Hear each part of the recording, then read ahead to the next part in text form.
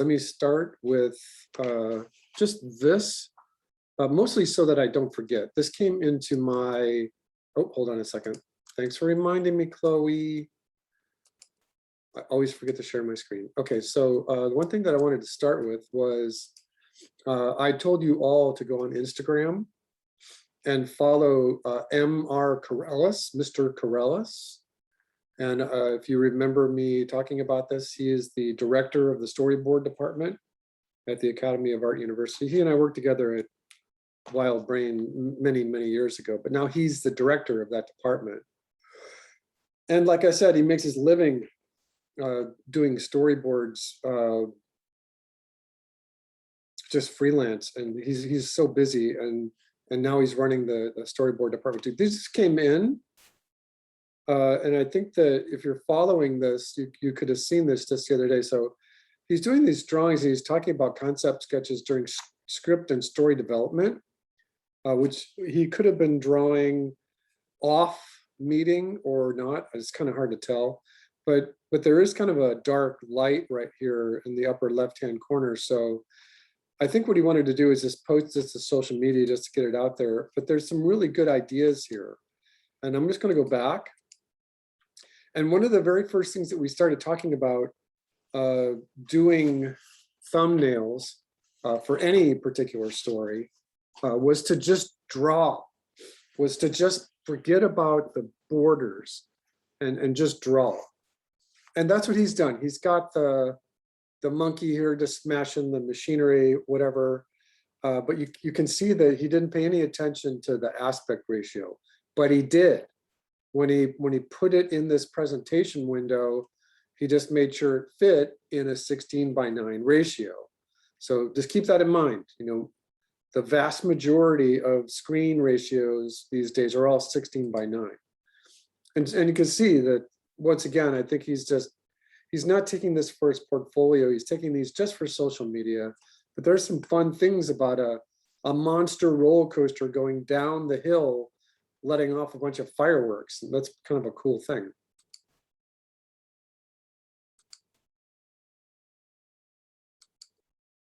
Just to get that story out there.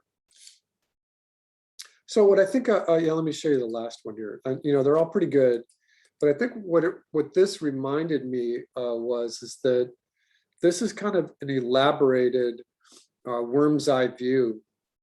Where in a worm's eye view, you could certainly get the horizon to be curved like this. You could certainly get the horizon to be curved, but he's also kind of cheating it a little bit by bringing the camera up a couple feet because the view would actually technically be a little different. And knowing how to cheat camera moves is actually a really good thing. You can see this same worm's eye view cheat in this. Oops, that's not the document I wanted to show you. That's not the document I wanted to show you either. Oh no, where did I put it? That's not what I wanted. Oh no, where did it go? Oh yeah, this one. So this just came to me this morning. I ordered the Scotty Young book for my son's Christmas present. And yes, it's September and I'm buying Christmas presents. But look at this view right here. Just of this great big bubble street lamp and a giant tall car. This is a worm's eye view. You can tell it's the worm's eye view. The horizon and the ground plane are almost converged. They're almost in the exact same place. That makes this the worm's eye view. So I just wanted to put that out there, that when you are looking at images and just kind of parsing them out, you should always kind of be thinking where the camera is. So like for this one right here, this is a normal 3-foot camera. You know, that's a close-up. This is an extreme close-up. There's the same thing with the one I was just talking about. So this is a worm's eye view, but the vanishing point is, you know, there's two vanishing points. One is way far off down on the left side, and the other is like way off over here. Can you see my mouse? So the vanishing point for like this mailbox is way over here, but he's taken the horizon, and unlike the other one, it's really curved. So this is definitely a worm's eye view. This is Scotty Young. This is another worm's eye view. It's a very dramatic shot. And you probably shouldn't use it very often, but they're just interesting. This is interesting. It's a normal camera on the side of a cliff. There's a full shot. That's a wide. That's an extra wide, extremely wide shot. Now, where you might think that this could look like a worm's eye view, this is just a tall adult's eye view looking at the little camper on the top of a hill. It's kind of a fun drawing. This is the cheating a lot. So technically it looks like it's cheating a worm's eye view, but the way it's drawn, it looks like he's just on a really small planet. The spaceship is out of the picture. An extreme close-up, mid-shot, wide, close-up, wide. All right, so I thought I would just put that out there. And I think that I did that just because we were talking about Scotty Young last week. All right. All right, so let me go through here. Paolo is coming back in. All right, so let me go to the next little announcement that I wanted to talk about. So what I'm going to do now is I'm going to stop recording. Is that a happy ending or a sad ending? Happy ending, I think. Yes. Yes is the correct answer. Chloe, Yeah. Happy or sad? Actually, you can all use your reactions. Go to the little reactions, either put a thumb up. I think you could put a thumb down too, right? Can you put a thumb down? Yeah, you could do more with 3 ellipses to view all the emojis. All right, so I see some happies. How many people think it's a sad ending? Sad ending. Kalia, I'm in between. you're in between. Yeah, because I think that this is a really great example of an artist's interpretation for whatever it is that they're doing. It could be painting or a novel. It could be anything. But when it goes out to the audience, it's up for interpretation. And what you get out of it, what we get out of it is whatever we would like. We look at it, we say, oh, that felt good to me. That felt like a good ending to me. Okay, guys, unless you have a problem, you're good. All right, why am I getting all this background noise? Sorry, I forgot to turn off the mic. Sorry. Stop it, Riley, stop it. All right, so I'm sorry, man. I'm sorry. All right, you will be flogged, you will be beaten. You'll be burned at the stake. I put my thumbnails, I submitted mine. Okay, thank you. Thank you, Philip. In my master's class this afternoon, we were talking about discipline and the extreme. Like, what do you do if there's like a mugging or a robbery or anything? And we were talking about California law, but I don't care. We're on Zoom. I'm going to beat you to death anyway. All right. So I wanted to do a couple of things right straight away. Let us look at your thumbnails.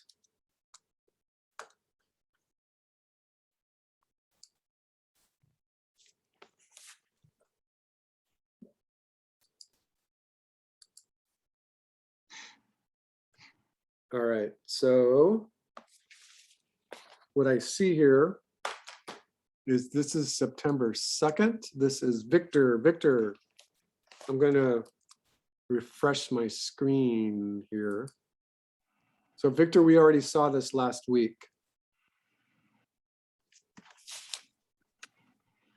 Is there anything new for us this week, Victor? Well, I just updated the drawings and that's just about it though. But yeah, just ever so slightly, but yeah. When? It's just there in the comments though.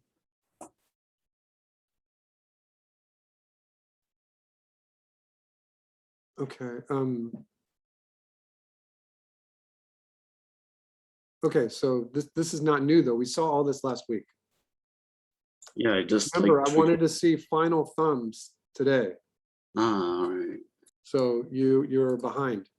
And my note right here, it says, you're late. You still need to do this. I don't care if you're late, but you still need to do it. I will give you partial credit. Okay, that goes for everybody. It says the 11th in the assignments. Oh, yeah. Well, I know 11. because today is the 8th, Alex. Yeah, but it says. And the then I'm 11th. giving you actually a couple of extra days to get it in. Okay. But I wanted to see it today. I see.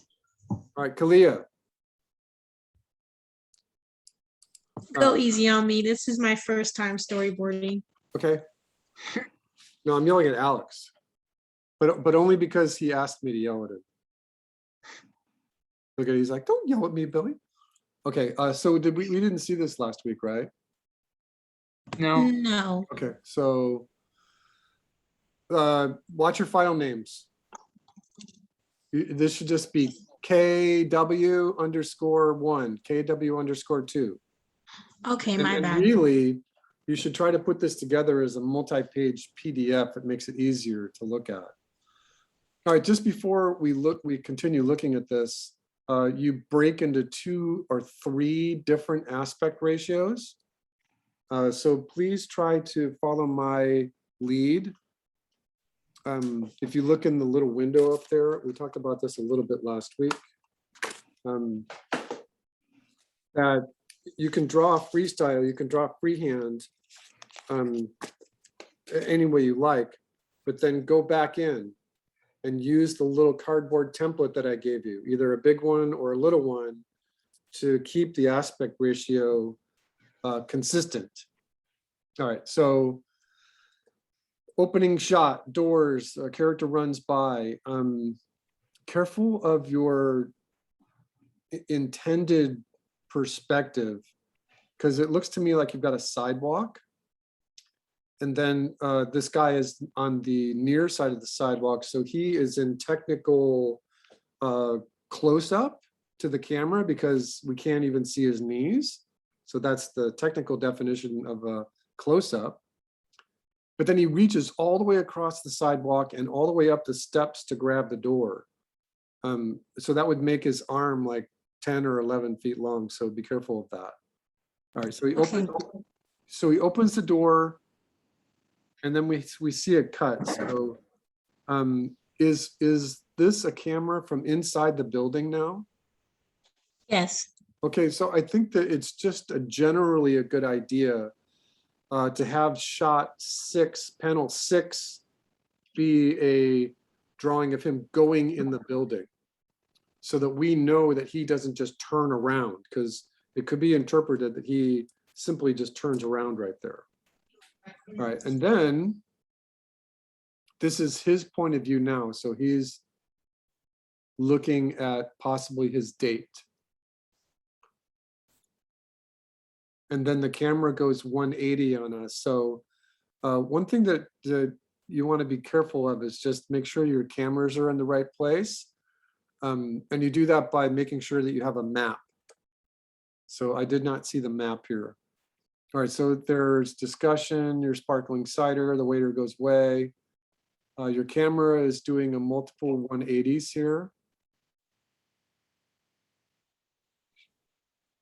Cider Moreau, what does that say? Les Cider Moreau? Les Cidre Monceau. It's French for sparkling cider. Sparkling cider. All right, and then so the camera is okay here.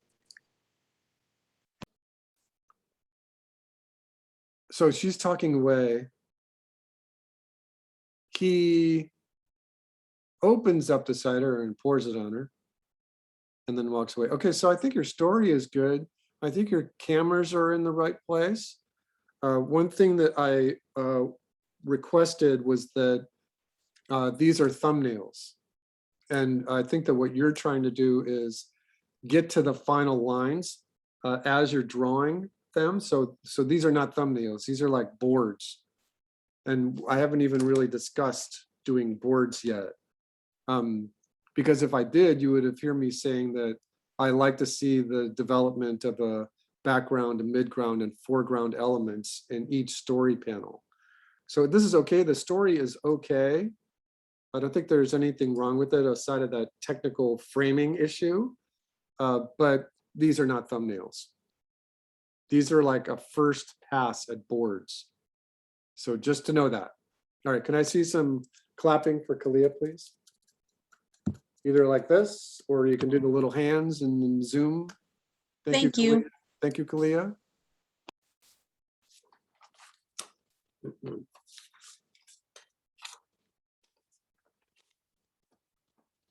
All right, Carmen, this is from a couple days ago. All right, so these were placed here. All right, and so your dog sees a butterfly, goes running. Okay, the camera's okay. Okay. Camera goes to the other side, that's okay. And the guy grabs his dog. This is funny. It looks so. I would be careful of just this action right here, because it could be misconstrued. It could be very misconstrued that it looks like your character goes to the dog and then throws the dog up in the air. Does everyone see this? So the one way of getting around this would be is that you go from a shot like this, and maybe you cut to a little interstitial shot right here. What is going on here? Hold on a second.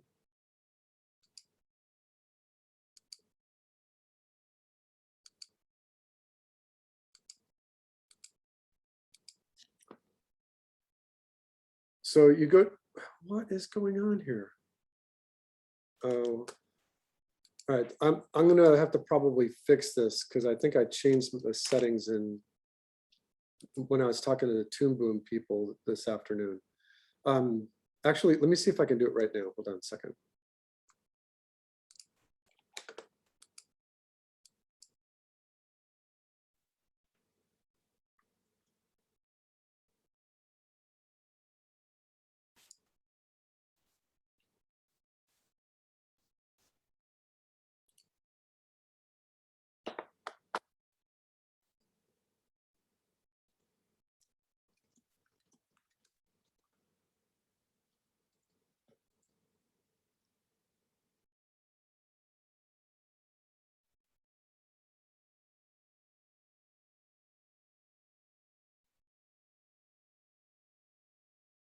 All right, let me see if that works.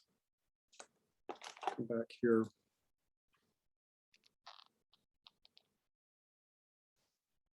Okay, good. So I think that what you instead, so it looks like the guy literally throws the dog up in the air right here. And one way to get away from that would be is to do a little insert shot here where we see the hands of the guy going into the dog's mouth. We see the dog's nose. We see the dog's eyes. And the dog's eyes are like this. And I'm trying to make sure it doesn't look too much like a frog. So let me get the head in there.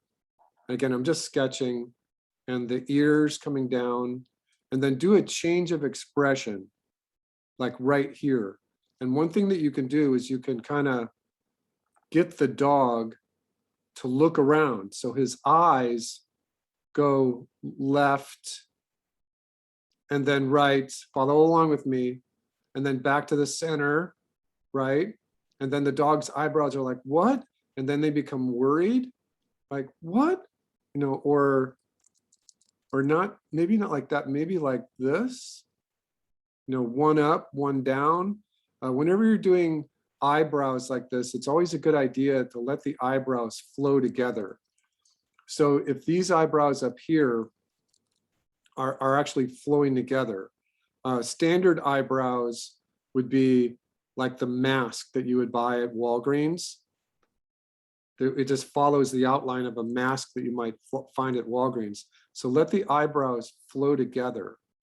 And so he's like this, and then the dog looks up and then back down again. So just in between panel 12 and panel 13, I think you need this acting moment here from the point of view of your human looking at the dog, and the dog is just looking around. And these are called eye darts. I think that would help sell the idea that something is happening to the dog with the butterfly rather than the guy just launching the dog into the air. Okay, that makes sense. All right, the dog is flying around. He's like, what? All right, and then, oh yeah, so he's got the frog, he kisses the frog. I don't think we saw the traumatized frog last week. That's new this week? Yeah, I did. I stopped at like where the dog ate the butterfly last time, and then Right. I redid this stuff. Okay, so he licks the frog. And now the frog is terrified. And the guy jumps up into the air to catch the dog. So is there some metamorphosis? I don't know. I was just kind of trying to have like these animals giving the characters like special abilities. Sure, Yeah. absolutely. And I think that you could just let this one ride. You could just keep it as it is. But one thing that might help is if you repeat this shot right here, or just have him move his head backwards just a little bit, just into it like a normal position here. And then from whatever he kissed the frog, have all this like special effects, like pixie Okay. dust, like magic, like swirling little stars, little bits of magic happening there. Mhm. All right, and so that would explain more clearly the idea that now he has some sort of magical power and he can fly up into the air, grab his dog, and bring it back down again. And then he coughs up the dead butterfly. So I think this is fine. One thing that I might suggest is that because you've got so much magic happening, that it might be fun to have the butterfly come back to life. Oh yeah, that would be cute. Just have it like, and do a close-up on it.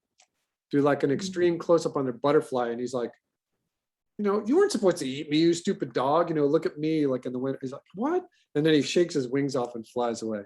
Mhm. All right, so that's good. Carmen, everybody, put your wet fat flippers together for Carmen. Yay! All right, Maurizio. All right, we saw this already.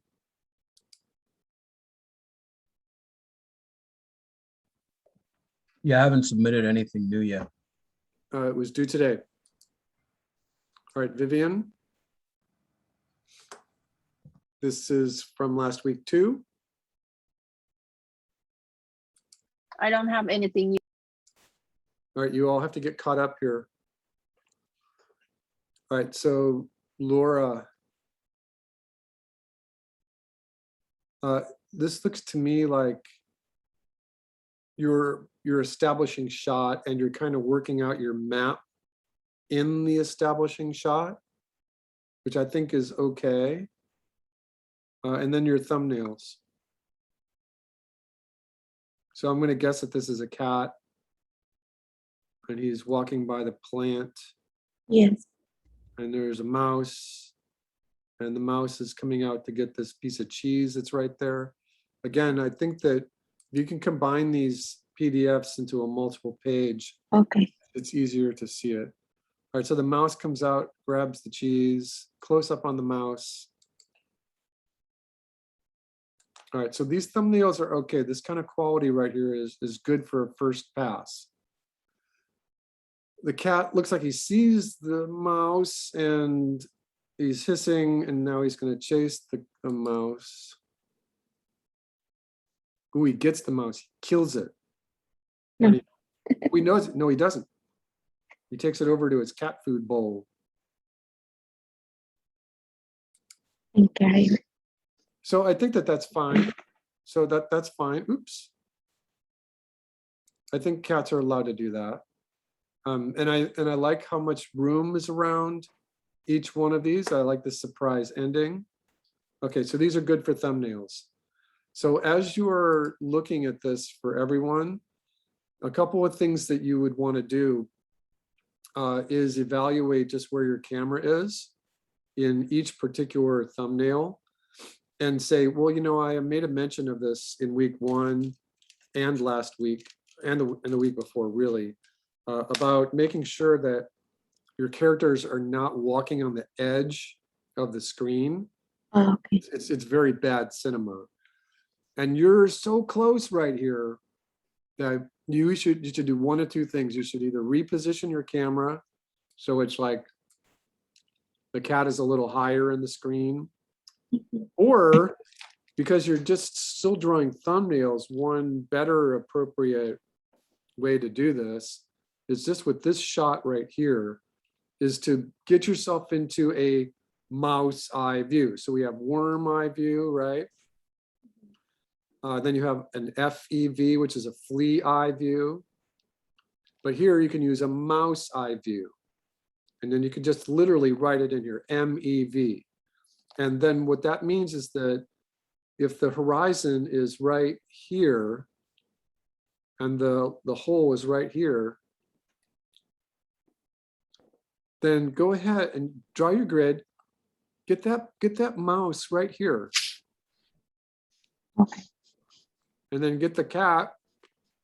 Cats are usually bigger than mice.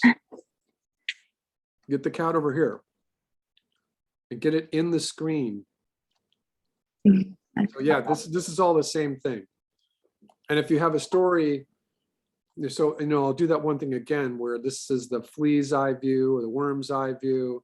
This is a bird's eye view, and you can stay with animals because if this is 2.5 feet, then this is a DEV. This is a dog's eye view. And then this is a normal camera right here, about 3 feet. Actually, the bird's eye view would be a little higher. All right, so again, that's good. Thank you, Laura. Hands for Laura. Thank you. If I didn't say it, that's pretty much what I was looking for. I like all the room around your drawings. That's always a good thing. All right, Anthony. Yo. Ooh, another story about cats. Now, I had a theory. I don't know what I did with this. During spring semester, Paul does this animation challenge where the students are supposed to do an entire film in 24 hours. Do you all know about this? Have any of you No. competed in this? I competed in it twice, I think. Yeah. It's pretty exhausting. Yeah. During the spring, and they broke up into teams. I think there were 4 or maybe 5 teams, and 4 of the 5 teams had stories about something in outer space. And I developed this theory about it, and now I forgot what my theory was. Here you go, another story about cats. All right, I'm not sure that if you have your map anywhere, remember that you do need a map. Oh, I turned it in last week. I should have turned it in this as well. Sorry. All right. What is this thing next to the cat? It's another cat running around. That's another cat. Okay. It's a kitten or something. Yeah, kitten. Okay. So even when you're drawing thumbnails, try to keep the characters from interacting with the edge of the screen. Okay. All right, so the kitten goes away and then comes back again.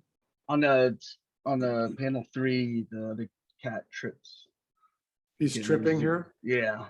All right, so in order to communicate that a little more clearly, bring your camera closer, Okay. because this is technically an extremely wide shot for cats.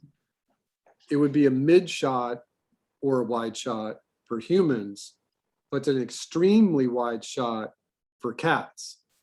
And so if you want that level of detail and action, then bring your camera closer. Okay. All right, so, and then this is still the kitten in panel 6? Yeah. And then this is the older cat, or Yeah. or are they both the same size? They're pretty close in size, but yeah, sure. All right, so you've got 2 kittens. Okay. Yeah. All right, and then the attack happens. Yeah. And this is a cliffhanger. What happens when the attack happens? That's kind of it. The cat just screams. What's the ending? Just the cat getting bit on his tail. I was kind of cut it short. They're gonna fight? No, they're not going to fight. It just ends like he gets his tail bitten for kicking or tripping the other cat. Oh, he trips him? Yeah, I don't see that action either. To me, it looks like the cat on the left here has clawed this cat on the right in the butt, and now he's like, meow. Yeah. So in panel 3, the other cat trips the one that's running around him. So he gets revenge by pouncing on its tail. Okay. Bring your cameras a little closer in these shots Okay. up here. All right, For sure. Anthony. And to me, it looks like it's not quite done yet. Okay. You just got 2 little attacks. I think you need to finish that story. All right. Heard. Finish that story. All right, Alex.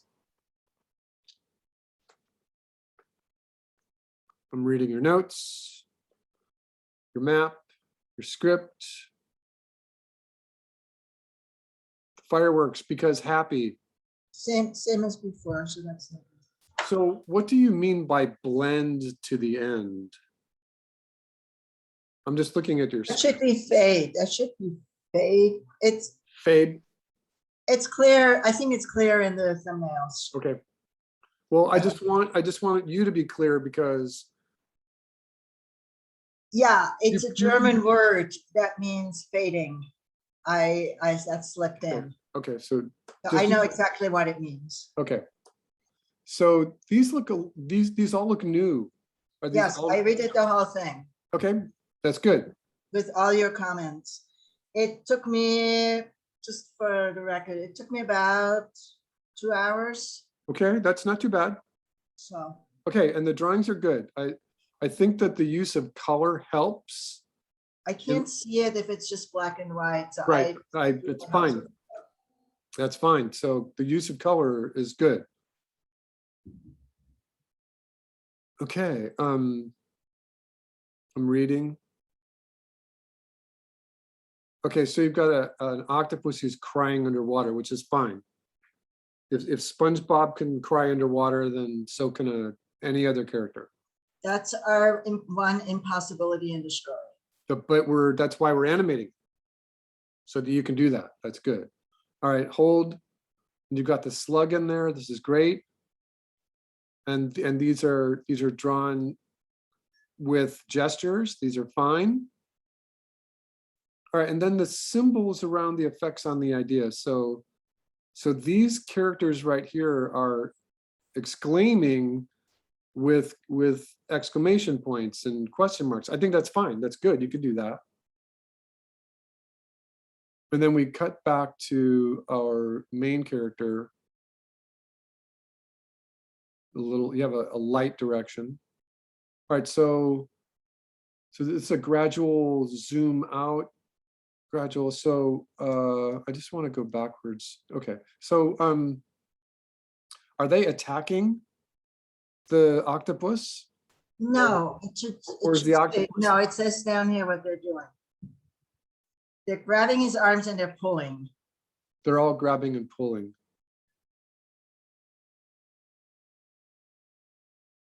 Okay.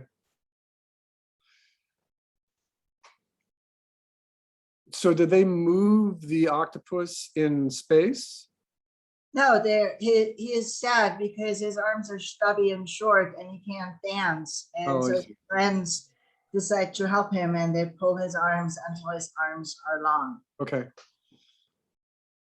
All right, so I usually don't do this. I usually don't go back to, okay, so you have 2 octopus to begin with. Is there a relationship between this octopus who goes away and this younger octopus? Read the end of the story.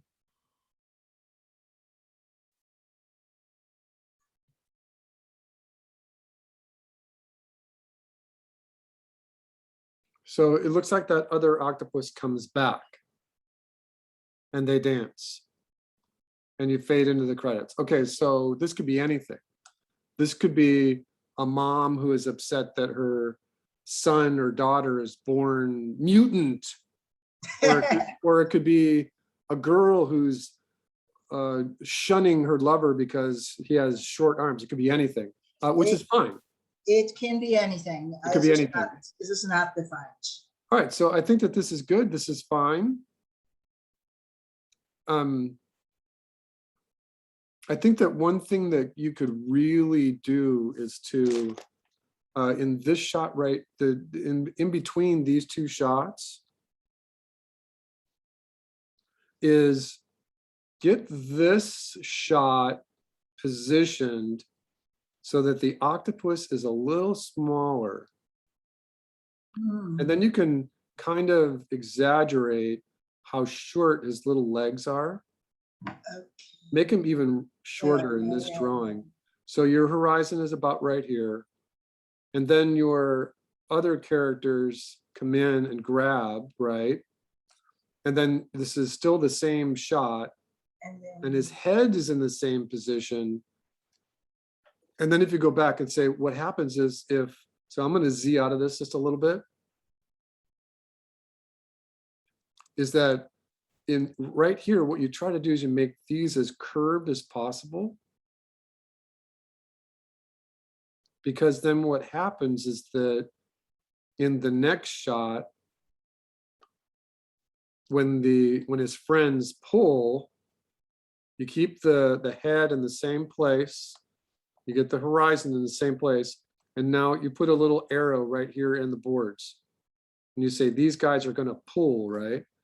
And then the curved, it goes from curved to straight. It goes from curved to straight. You can put the little motion marks on it, like they're tugging on it. And then this one too, you go from curved to straight. And again, the little motion marks. And then it just makes it really obvious.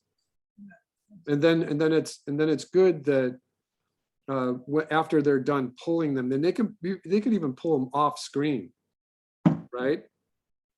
So you have position 1, Okay, I position thought that 2. was what happened in panel 10.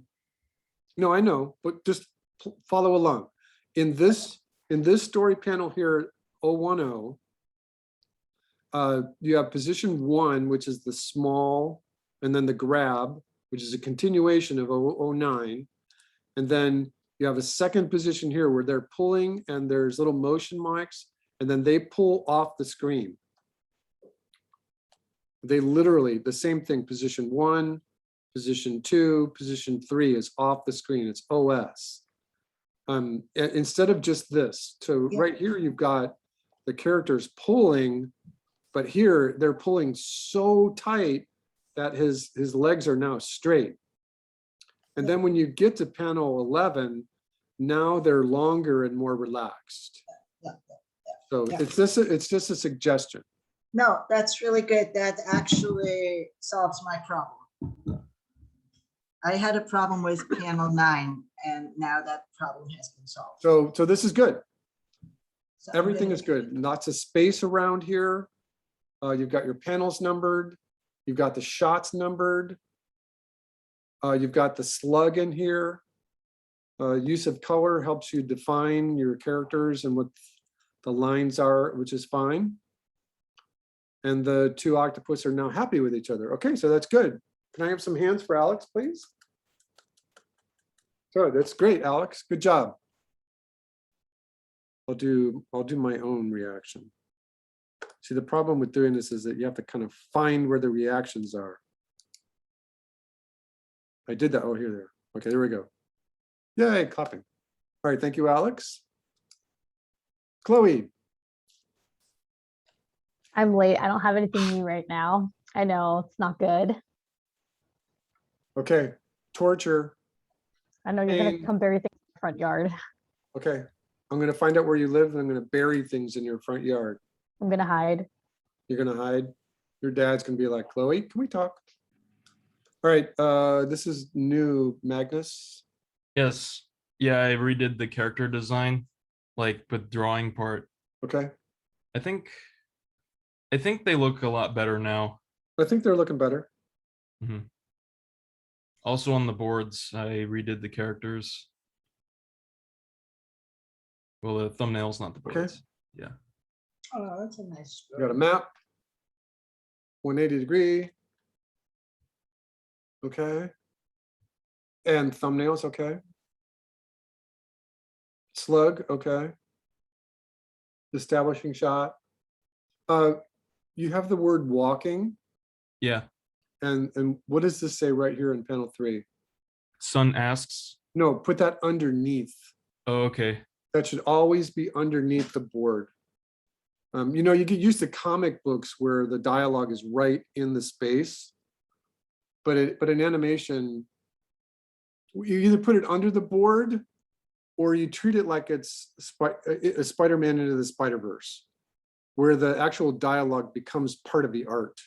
You could do it that way, but don't just put it here. Okay. Just put it underneath it. All right.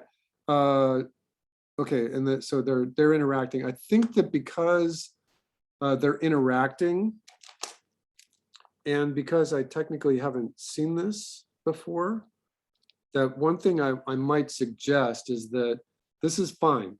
Your panel 2, this is the establishing shot. So even in your screen direction, you can just put establishing shot. By the time you get here, you can start to zoom in, right? By the time you get here, you might even want a 2-shot where the dad nods and then the camera can pan over to where the young boy is and he's happy, you know, oh boy, you know, he's got a big smiley face.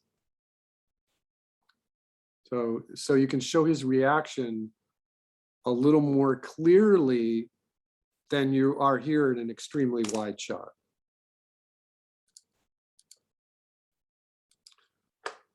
All right, then they go get the ice cream. Hopefully this is a logo of the ice cream and it's not just falling. Okay, Oh, it's just a logo, yeah. logo. Okay, so the guy gets his ice cream and you say sad, but why is he sad? Oh, there's no more, I see. All right, and now a girl comes in and you shift to a bird's eye view. But in panel 14, what is this? Oh, that's his crying puddle. Well, I don't think that I would recommend that unless you're going to do something really graphic with it. Oh, okay. Unless you were going to like him do the anime tears right here. And I just generally don't like anime tears. Kids do, but I just don't, I don't buy it really. But if you're going to do that, I think your camera needs to be closer. And I think that what you have happening here is that this disengages. This disengages the audience right here. Having your camera so far away, if he's going to be upset and he's going to be sad and crying, you really need a closer shot here. You need to be more intimate with your character. So I think that disengaging your camera is a bad idea. So what's going to happen? This girl comes in and she shares her ice cream or gives her ice cream to him. Gives it to him. So yeah, you've disengaged and we can't even see this. This needs to be in a close-up shot. This all needs to, and this right here can be like an ECU. right? All right, so does the boy and the girl know each other? No. Okay, so they become instant friends.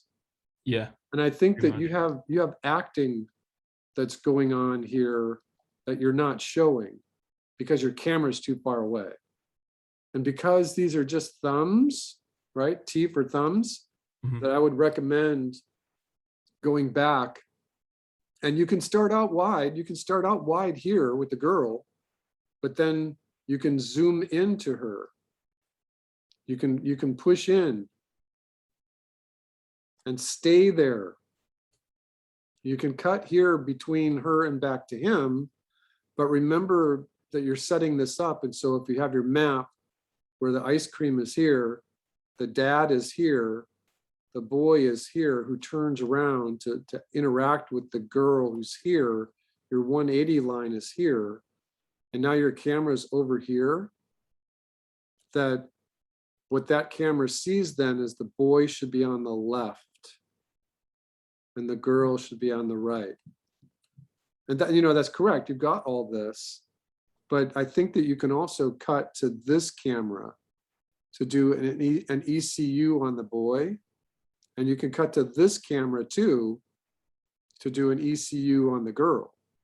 And when you do the ECU on the boy, just make sure he's always favored to the left side. And that when you do an ECU on the girl, that she's always favored to the right side of the shot. But I think that because it's such a good ending, because she has such compassion, that you've missed out on the acting here because your camera's too far away. Okay, Okay. you got it? All right. Yeah, thank that you. makes a lot of sense. Okay, thank you, Magnus. Mhm. Hands for Magnus, please. Yay.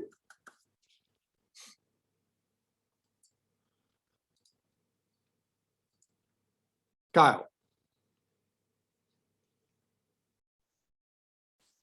These are not new. We saw all these before.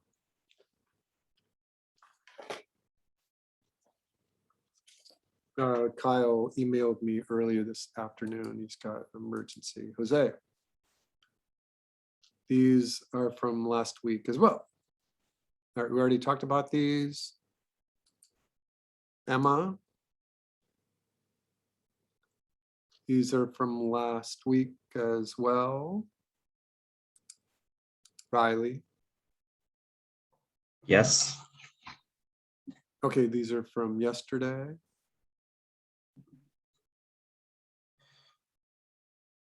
Actually, I updated the thumbnails to make it like more like the size that you wanted.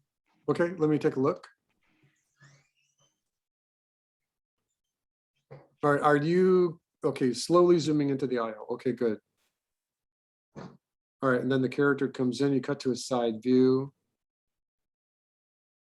I'm worried here. How are you getting your lines? How are you drawing? It's mostly just the line of action and such. No, I mean, are you drawing with the stylus? Oh yeah, I got a tablet and a stylus. Yeah, Okay. I'm not using a mouse. So I would suggest making a go at practicing more of a sketch technique where you're trying to find the shape and giving yourself more of a sketch quality. And remember, you're trying to draw three-dimensionally. So give the character their horizontal and vertical medial lines. Again, the horizontal and vertical medial lines can be for the upper and lower volumes. Instead of just drawing it rudimentary, very simple, sketch it. Sketch it out. What does that pose look like? Often an animator will, even though this might be a close-up right here, they might draw the whole shot so that they can feel what the line of action looks like if the character is standing there. Like, for instance, if the character was reaching for a weapon right here, and this hand was dangling, right? And I might have the character facing the wrong way, but the idea would be is that they've drawn all of this so that they can see what that close-up looks like.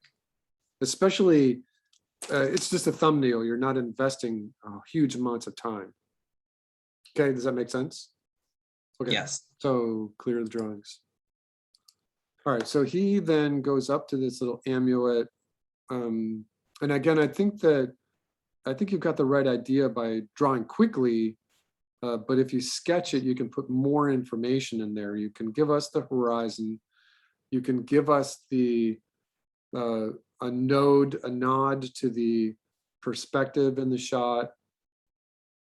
And you can just develop that visual story just a little bit more. All right, Okay. so he is swooping the artifact.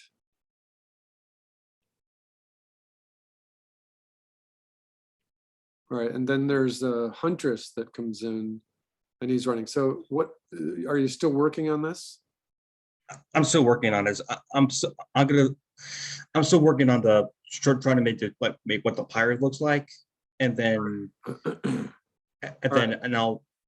yeah. All right, so I think that I would like to just add one more little suggestion here, and that is the challenges that you feel that you have when you're drawing a straight front view is always one of the harder things to do in animation. So what is this? This is supposed to be the line of action for your character, maybe?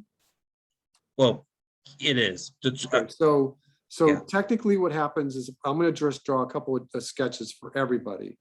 If I have a character that's in the left side view, they're looking to the left. So that means that their line of action is going to be as strong as you would ever see it. It would be an S shape, like you would see a really strong S shape. And then their feet would be like this. So the line of action is very obvious. In the front view, the line of action is actually straight up and down, so that their body now and their legs are really just kind of static. And so what you want is that 3/4. You want that 3/4 view, because then it's about halfway between the full-on S and the straight line. So you can get more of a push of the pose in there. You see both feet. You see what I mean? You can see a little perspective on the shoulders. But if you're going to commit yourself to a front view, there's always this graphic thing that happens here. So what is this line right here? It's an arm. Whose arm? The pirate's arm. It's off shot, and then later on, we get to see like the review of the pirate. So who's this guy right here? Who is that guy? That's the huntress. This is the huntress. Yes. All right, and so I just want to be clear about this.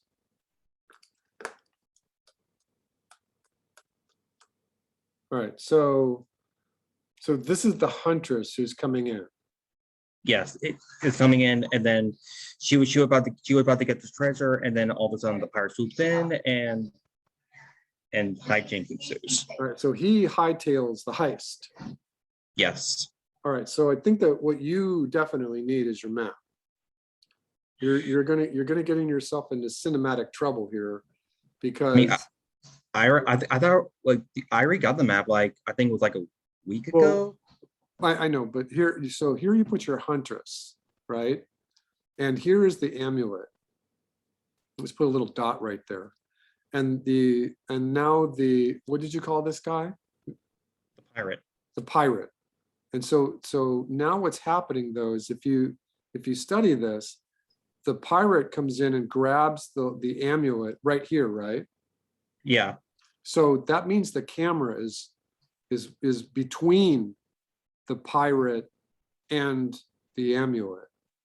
And so I don't think that it's a problem graphically, but I think that if you're going to do this, you just have to know that this is where your camera is, because if your character is going to run off to the left, then you know the pirate is going to come in here he's gonna grab it and he's gonna leave this way, right? He's gonna leave that way. He's gonna grab it right over the camera and run, right? Yeah. Well, the problem is that your huntress, why did I write the letter? Oh, is this supposed to be an H? The huntress is looking right at the pirate. Well, no, on second thought, like he just came out of like one of the holes, and I just got the map. I'm sorry. Does he fall from the ceiling or something? You could say that, or just like just swinging, like just swoop the artifact, and then he lands in like in front of her or something, or like no, like the side of her. All right, so here's your little amulet. What I'm guessing is that there's a hole in the ceiling up here, that your pirate falls down and lands right here. Maybe. Source, well, maybe like a grappling hook. I just maybe I'll just draw like a grappling hook or something, just to sure like how he swoops in and surprise her. Well, you could do that too. You can have him swing in and land. You could have him swing in and land right here. So that he almost appears out of nowhere. And in this shot right here, what I think that you should draw is this is a setup shot. So you get this shot right here so that your huntress is very happy that she's going to be able to steal the amulet. And remember that it's best to have a really good silhouette for everything you're drawing. So if you start off by looking at just the position of your huntress being on the left and the amulet being here, you have lots of things you can show. You can show the arms, the amulet, everything's got its place. Her hair now has a space. You can get your background working. And then you can surprise it so that all of a sudden the hand comes in from here and grabs it. So you can do this. You could use this in panel 13A, and then this would be panel 13B, where this action interrupts 13A. And then you can cut to 14 to show what would be a very graphic hand coming in here and grabbing it right down the middle, right? But then I think that you have to decide whether you need this shot or not. Because I think that you've got a good idea graphically, but then you have to like get this action happening. Your pirate is now landed and they're going to reach over and grab this, and then they're going to run to the left. And so even though you haven't established this deep perspective here, I think that you should think about this, because they can come out of the ceiling, they can swoop in and up and down, or they can come in lower and up and down. They can come in any number of arcs, because what your camera is going to see is just a little bit of their approach, of the pirate's approach, grabbing. And even though this is straight down, they can still do this. They can grab it and then run. All right, so I think my suggestion is just thinking a little bit more three-dimensionally and sketching a little bit more. And then you have to, so the pirate wins, or do you still have to finish this? I still have to finish this. Okay. It's just a few sets of thumbnails. So you're getting there. Try more of a sketch technique. Riley, everybody put your hands together for Riley. Thank you. I won't give up. No, keep going. All right, Philip. Yes, hello. So No, just let your drawings talk. Okay. I be quiet.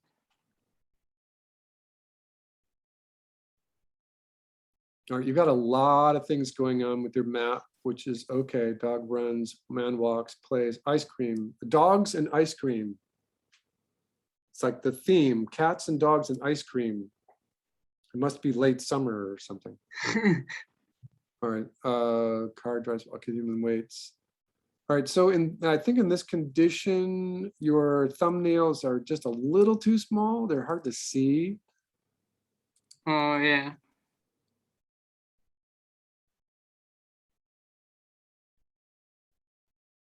And I mentioned this before, but don't do slugs on your boards where you've got 3 seconds, 3 seconds, 2.5, and then 1, 1. Break up those slugs a little bit more. I think that you've got a lot of other action that's going on here that you haven't drawn yet.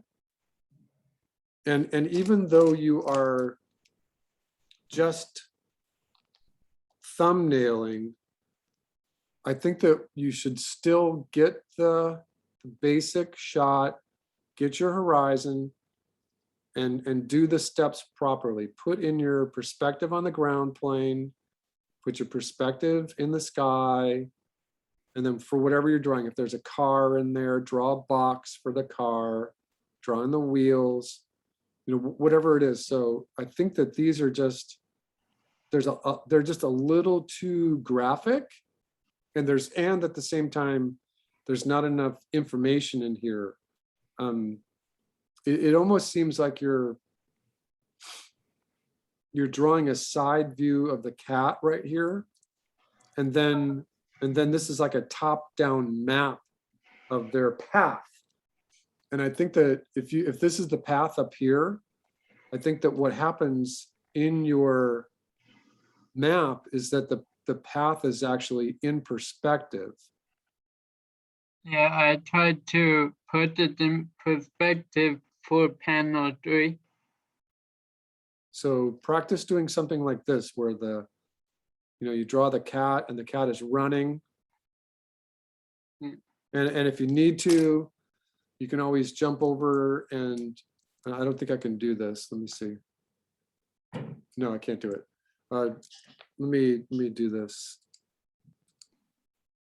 So you just give yourself a little bit of visual research and say cat running, right? What does a running cat look like? And switch it to images.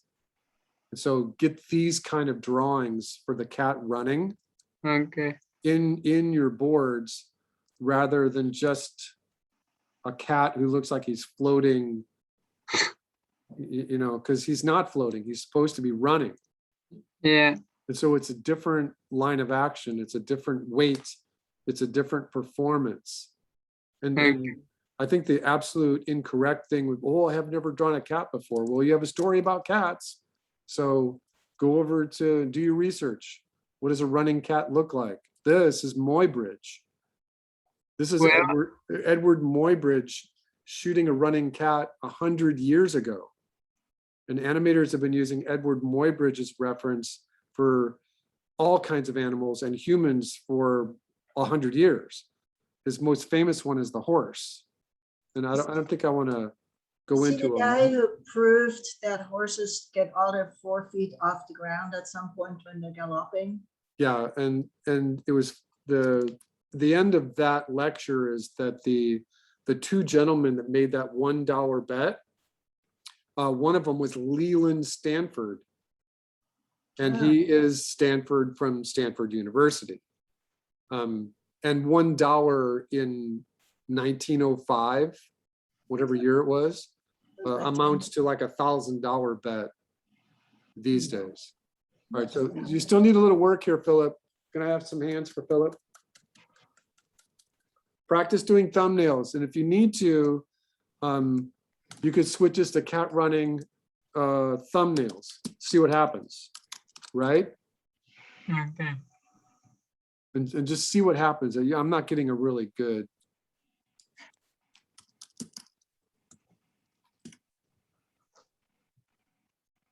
This is a good sketch. It's not really a thumbnail. Just and keep practicing. Draw a real cat. Draw a real cat for a whole bunch of frames. and then go back and see what your cat looks like as a character design. That's the proper method. Can I also make a big thumbnail, but 16:9 and do it that way? I don't know, do it and so that I can see it, because I can't make a comment on something I can't see. Okay, I make it. So try it. All right, Gio, Yeah. did we already see this script? Yes, we did. Okay. I am also behind. Oh yeah, you're behind. Everyone is behind. Randy. All right, we saw this. I just added, I just uploaded a new one right now, or a couple of minutes ago. You should say V4, yeah. Script's the same, I just put cameras and redrew the map, and also just added slugs and the shots. Okay. So I think you just have an outline of the ideas of the thumbnails. Remember, keep these frames at a 16:9 ratio. You're not hitting the ratio correctly. They're just a little off. And then you have to explore more drawings about what the action looks like. Give yourself a close-up on the pilot, like I did that drawing for you last week, so that we can see how he's acting rather than just trying to tell the story with the dialogue. You know what I mean? Got it. And you may want to try to work on a little gag where, especially like in this shot right here, the dog has got the stick.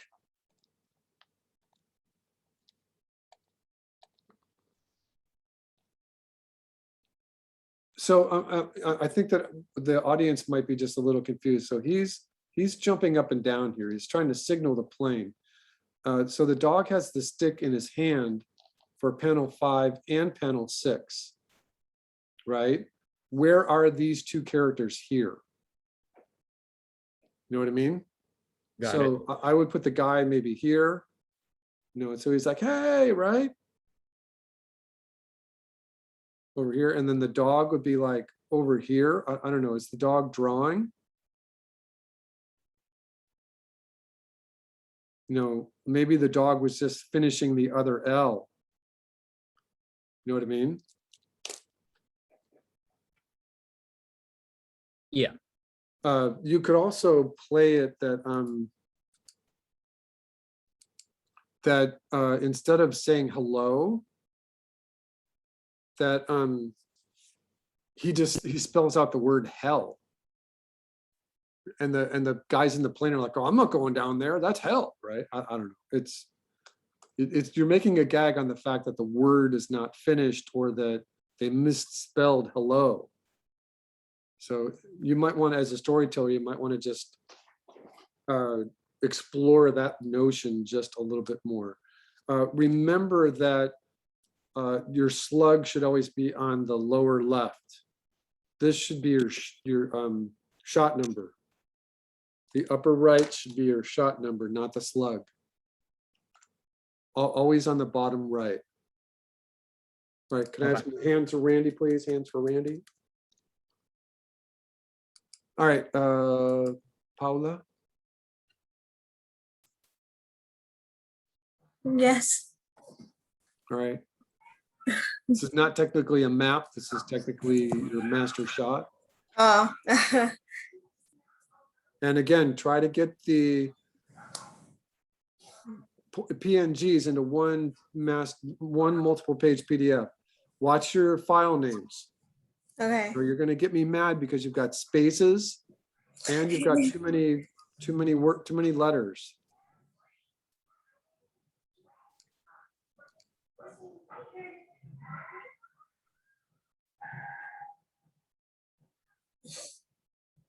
All right, your thumbs look good. That's the last. I couldn't fit it in there. You know, I see it.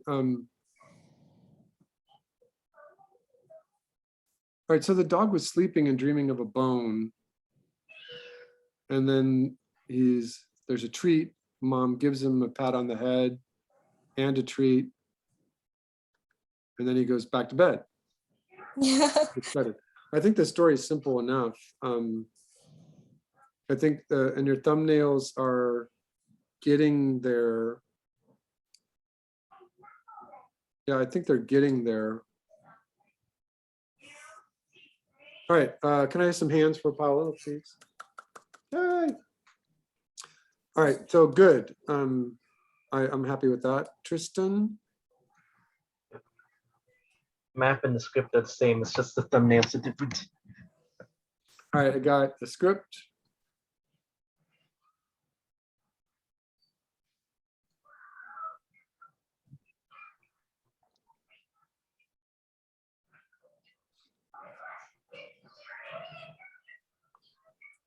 Okay.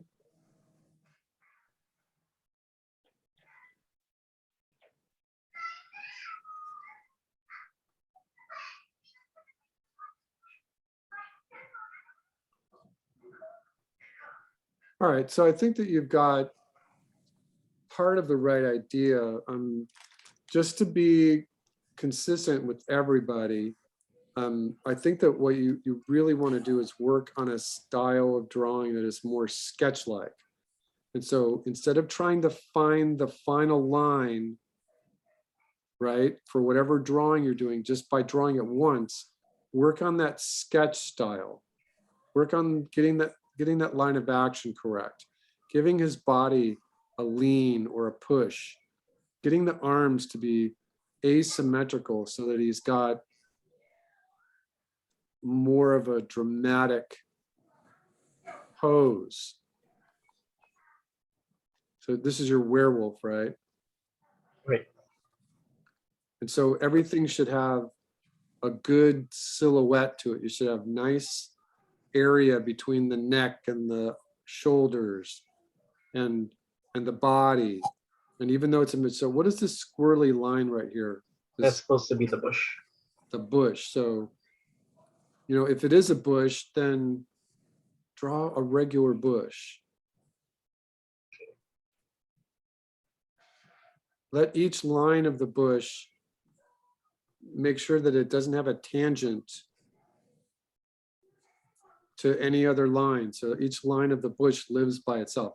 So this looks more like a bush, and you could even put the tree in the upper part of it, right? Because they're outside. Once you've got this drawing established, you know, he's angry, right? Yes. You know, he's got his little thing. It doesn't quite look like a werewolf to me yet. But then when you've got this drawing established, then you can go back in and say, okay, how do I want to frame this? He's center framed, and then you can figure out what your framing is going to be like. So this right here is a much different drawing than this. Okay. Because you're trying to find the final line without drawing a horizon or the perspective on the ground plane or the perspective in the sky. And instead of a bush, you've got barbed wire. Yeah.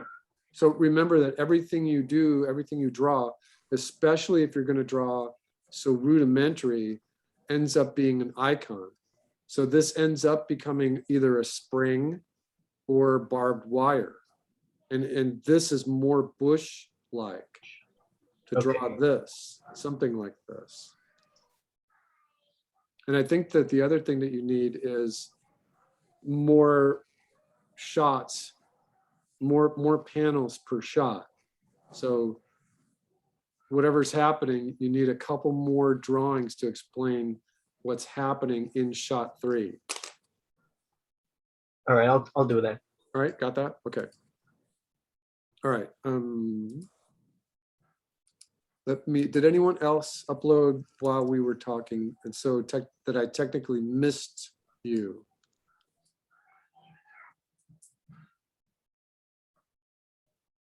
Okay, let us take a break.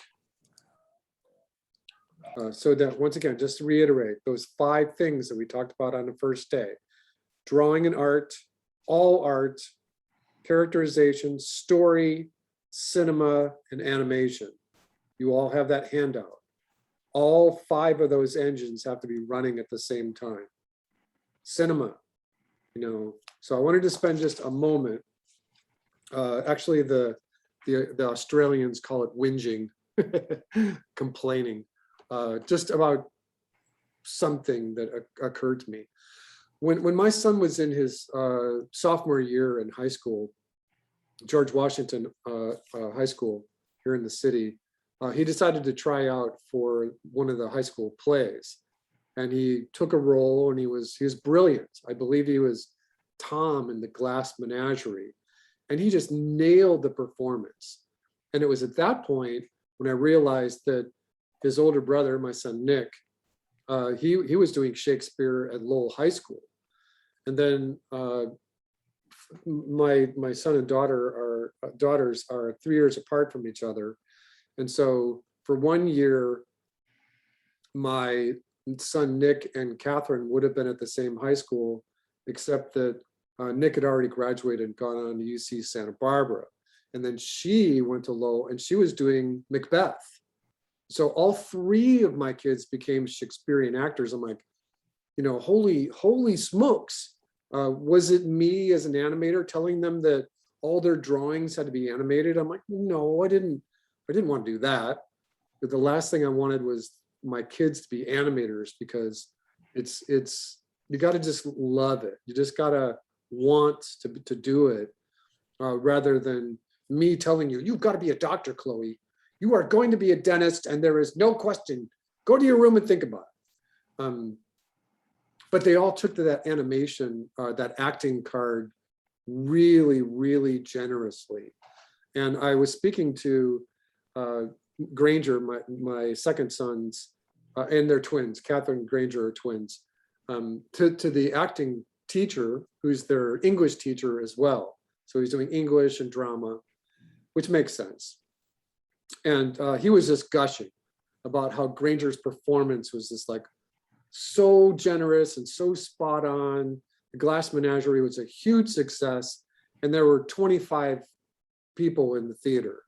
The school's got 2,300 students, but for some reason, the Visual and Performing Arts Department just didn't get a lot of interest, and it still isn't really getting a lot of interest, even though I'm doing my student teaching over there. And so the instructor, the teacher, and I were just talking about acting and what I know about acting. And he was a Hollywood actor. He did commercials and tons of Shakespearean theater in Los Angeles.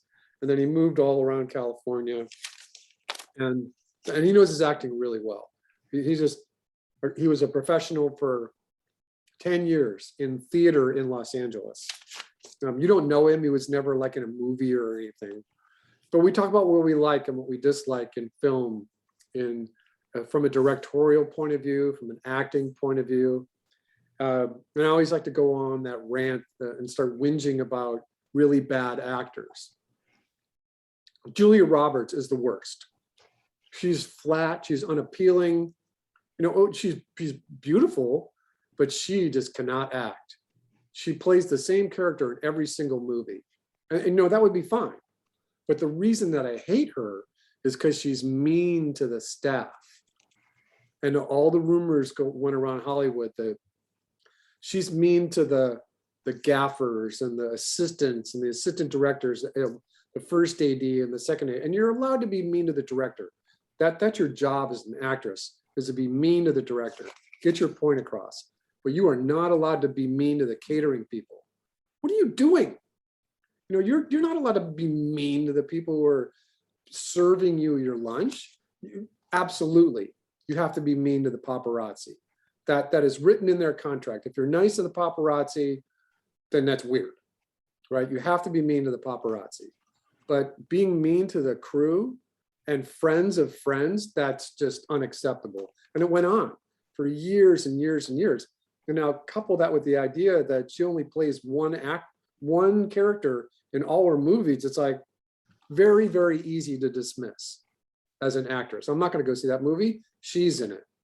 Same thing with Tom Cruise. You know, he's a mega Hollywood star, every single Mission Impossible movie, but he can't act for anything. And I was whinging just about Tom Cruise and how much I hate him as an actor. And he's not technically mean to the people on the set. He's kind of pleasant, whatever. But I'm like, oh, Tom Cruise is in that movie. I'm not going to go see that movie. It's just because I see the same one-dimensional character. Christian Bale was talking about American Horror Story. And he was saying that one thing that he was researching, let's see, there's, right, Tom, you know, Interview with the Vampire, he was okay. Kalia is saying he was good. And again, I think that he nails his roles in the action adventure for Mission Impossible. But I think that Christian Bale was saying that he was doing Interview with the Vampire, or whatever the movie, American, whatever it was.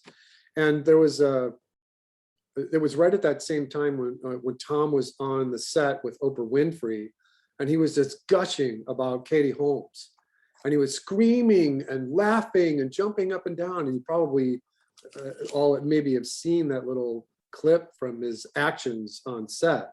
And Christian Bale said he was just over the top. You know, he was like, you know, his body was doing this and his voice was doing this. But if you looked at his eyes, there was nothing behind the eyes. And he used that reference for his study of how to do characterization in American Horror Story.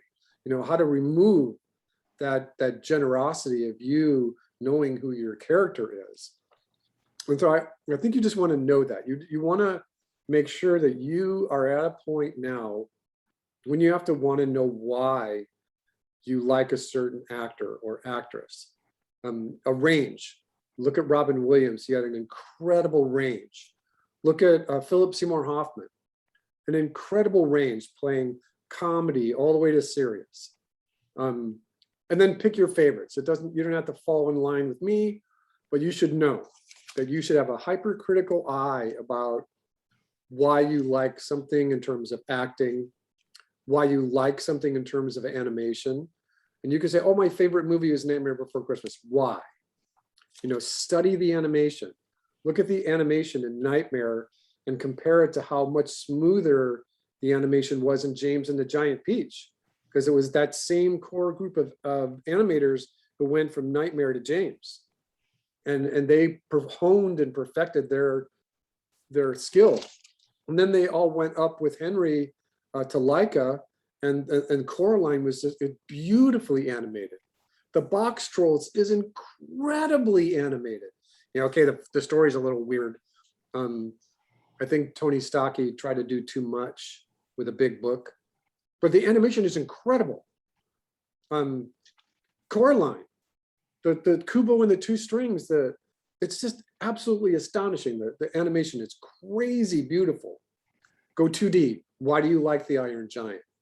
You know, it's a perfect film. It's flawless. The drawings are great. The animation's fun. Dean, who's played by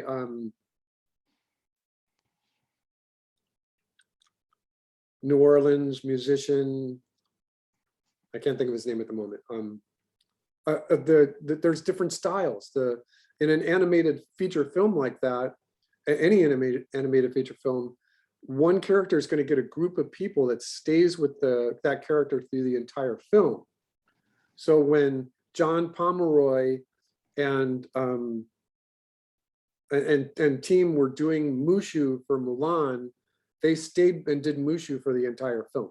That's how you get consistency. And that's how animation works. And you should know things like that. When you're talking about story, you know, beginning, middle, end. Don't give away your story. So on your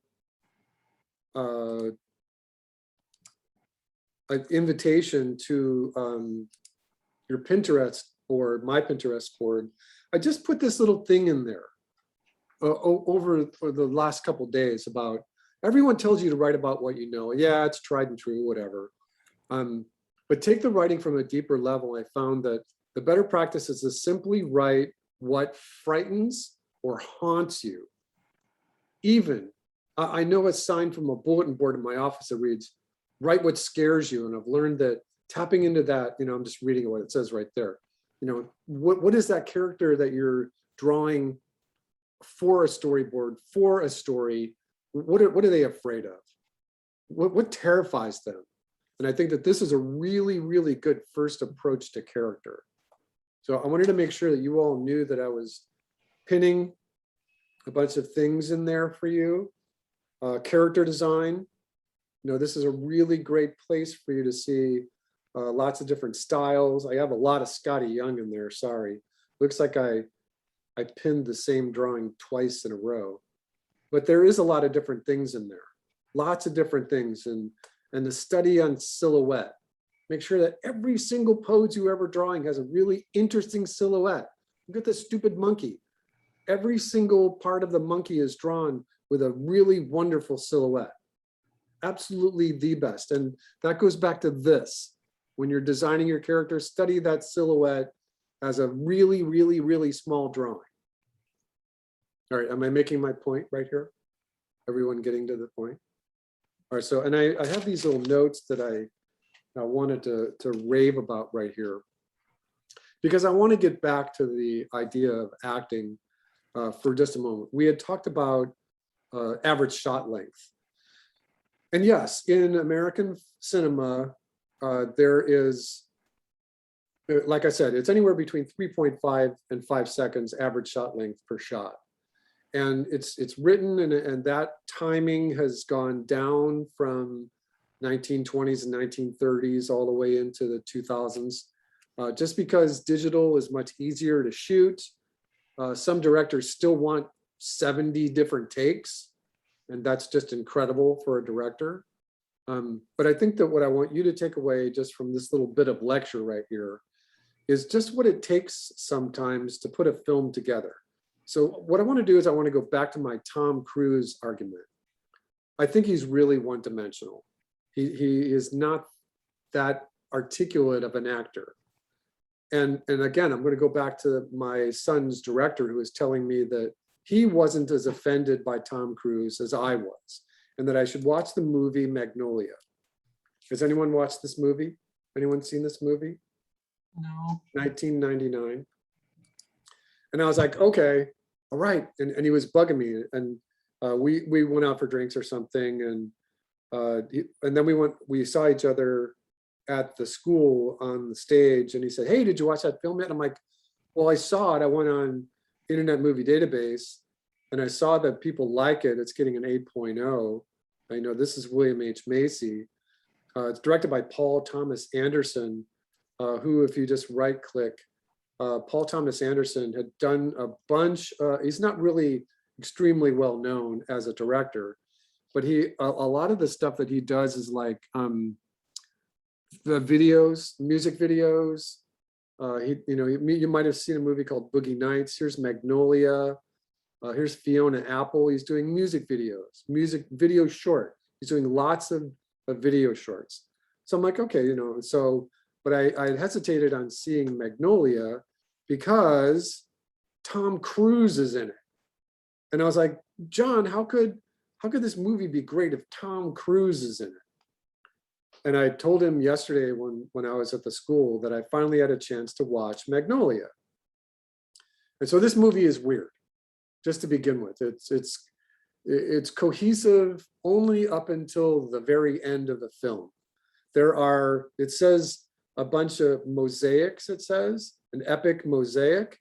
Basically what the director is doing is he's interweaving 5 or 6 different vignettes, extended vignettes that all come together at the very end. And in one particular shot, Tom Cruise's character is supposed to be the son of this Mackey guy. It's not on here, it's not showing up. And he's disenfranchised himself from the family. And he's become this greaseball motivational speaker. And he's just like talking about how men should take over the world and how they should control women. And there was a note in the trivia section for Internet Movie Database saying how Tom Cruise really didn't like this character in this movie because he was such a dirtbag. And I'm like, well, you know, and he really didn't play it wrong. He did an okay job playing a dirtbag. But in this film, it's kind of, Philip Seymour Hoffman should be billed first, because Philip plays the nurse to Tom Cruise's dying dad. And in one particular shot, Tom Cruise goes to see his dad unwillingly, as his dad is in his final moments, where the audience is trying to figure out if his dad is going to die in that scene or not. And Tom Cruise is like trying to cry and he's trying to weep, which is really kind of out of character, because the whole movie he's like, screw my dad. I don't care about my family. I'm making my own money. I don't care about my family. No, he was a jerk. He mistreated me. He mistreated my mom, you know, and all these things come to play in the notion of what the director, Paul Thomas Anderson, had asked Tom Cruise to do, is to play this dirtbag who kind of forgot about his family. And in this one particular shot, Tom Cruise all of a sudden becomes upset. He becomes emotional. And maybe for the first time in Tom's life, he tries to muster up this energy, this generosity to try to cry. And it's kind of fabricated and long-winded. That shot is like 120 seconds.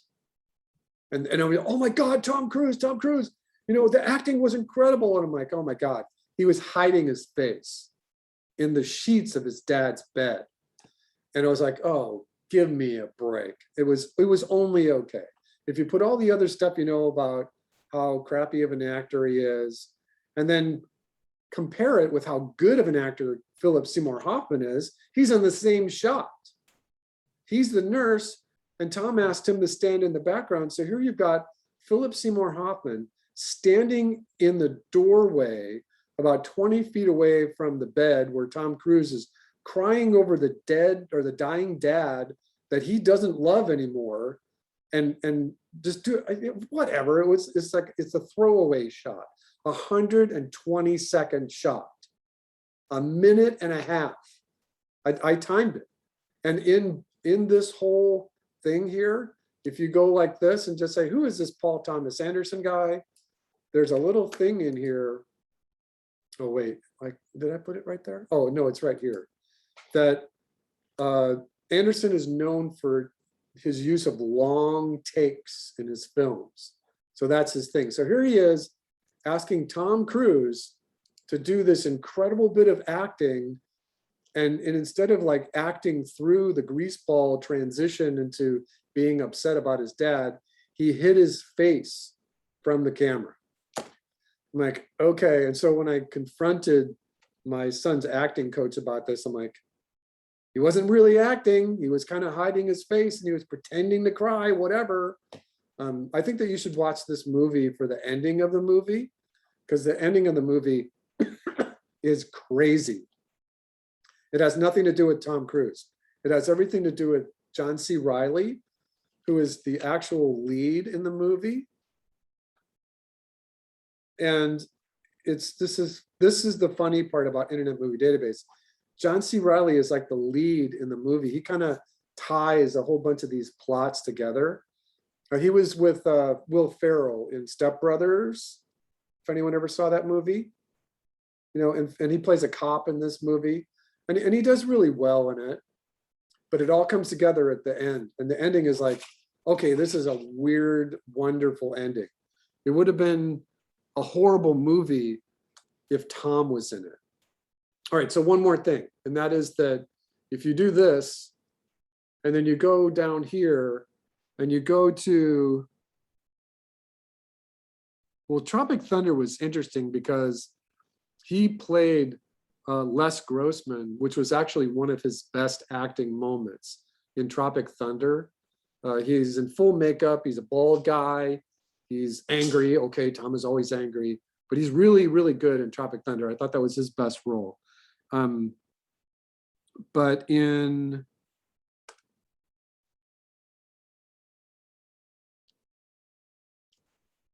I don't see it now.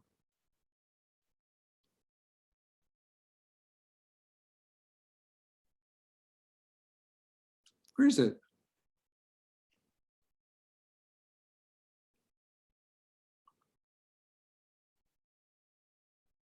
Oh, that's weird. Now I can't see it.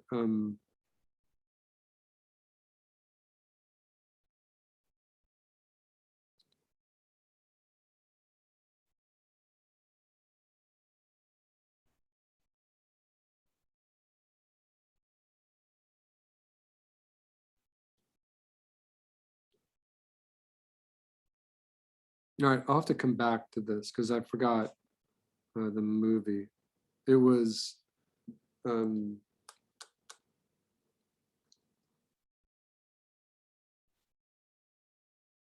it's weird that it's not there.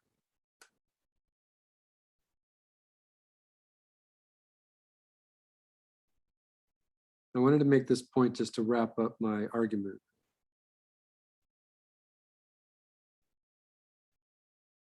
Oh, Eyes Wide Shut.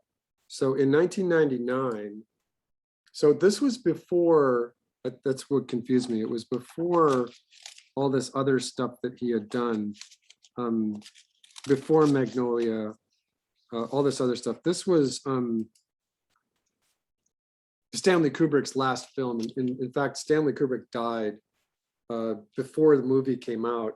Everything was shot, but he died, and it had to be edited by someone else. And Tom Cruise and Nicole Kidman were married at that point. And Eyes Wide Shut was like, oh my God, this movie is so great. This is Stanley Kubrick's last film. And I avoided this movie for 22 years because Tom Cruise is in it. And at the request of my acting teacher, I actually went and watched the movie. And I walked into his room, my arms are folded. I guess I'm like, John, this movie is terrible. And it's not just because Tom is in it. It's because the shots that involve this shot right here are supposed to be surrealistic. They're supposed to be this like crazy, weird visual weirdness, and it just didn't work for me.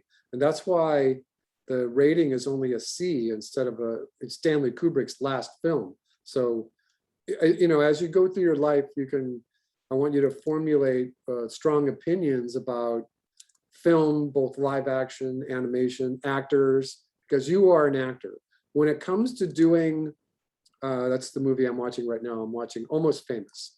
When it comes to setting poses, when it comes to saying, okay, I'm doing a storyboard pose, and I want my character to be in the backyard, and I want the character to be digging, and I'm going to use they're burying something in the backyard. They're burying the treasure in the backyard. So I'm going to use zoom as my mirror, and I'm going to say, okay, I want this kind of shot. I'm going to move over a little bit. What do I want this shot to look like? You know, so if I get my camera up a little bit, you know, what do I want? Where do I want my character in this shot? I'm holding a shovel. You use your own mirror as a reference for what you want this shot to look like. If you want the feet far apart, you can actually grab a broom and pretend that you have the shovel in your hands. What do you want the shot to look like? You know, how far away from the camera? So use what you have in front of you to set that pose, and that is called reference.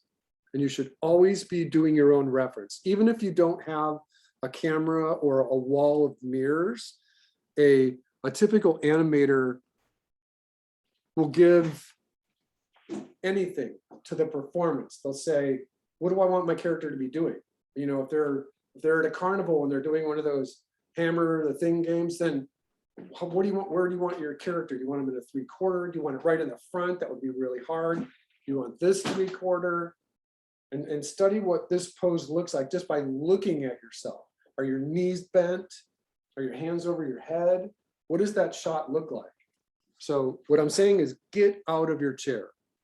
Get out of your chair. If you're sitting in your chair, when you're animating, it's going to look like you're sitting in your chair.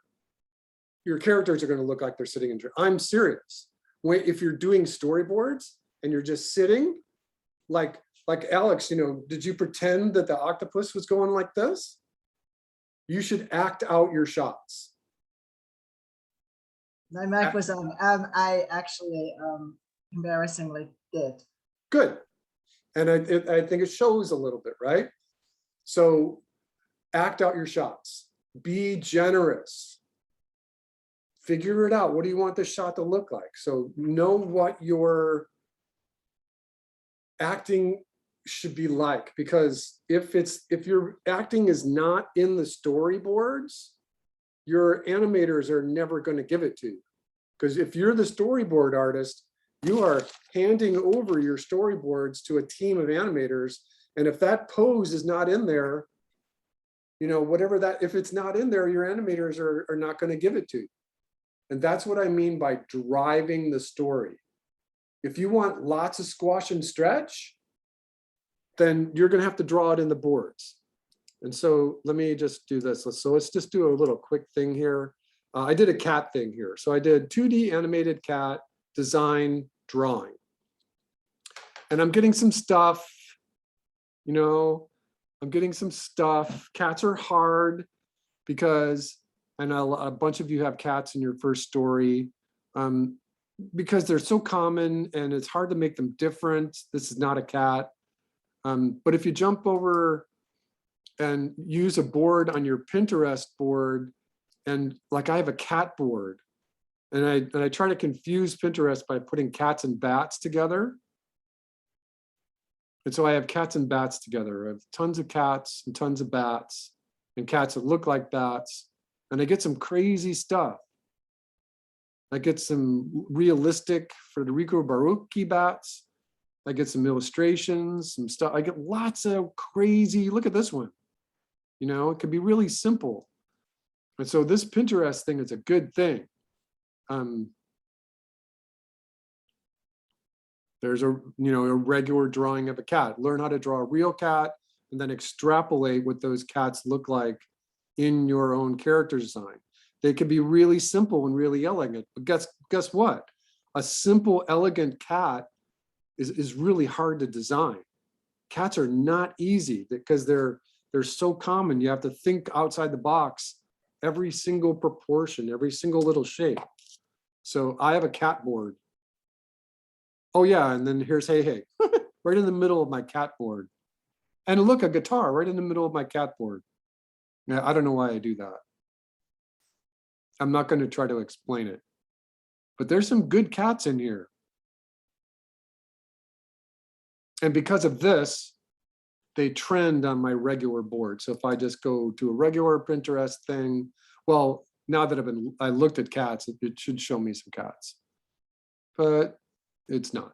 All right, so I wanted to make that point about reference and mirrors and research and character design and acting. All right, so let me just go back over. All right, so let me just take a look at chat. Okay, does anyone have any questions about this? The one thing that I like to say at this point in a storyboard class is get mad. And what I mean by that is not get mad at your mom. Don't throw your silverware at your mom. That's not the mad I'm looking for. I'm looking for the mad that you get mad when your drawing is not right. That you're looking, let's say that you're looking for something that in terms of style. Let's say that you're looking for something in terms of drawing a cat, and let's see if I can find that one where it's just the right amount of sketch quality.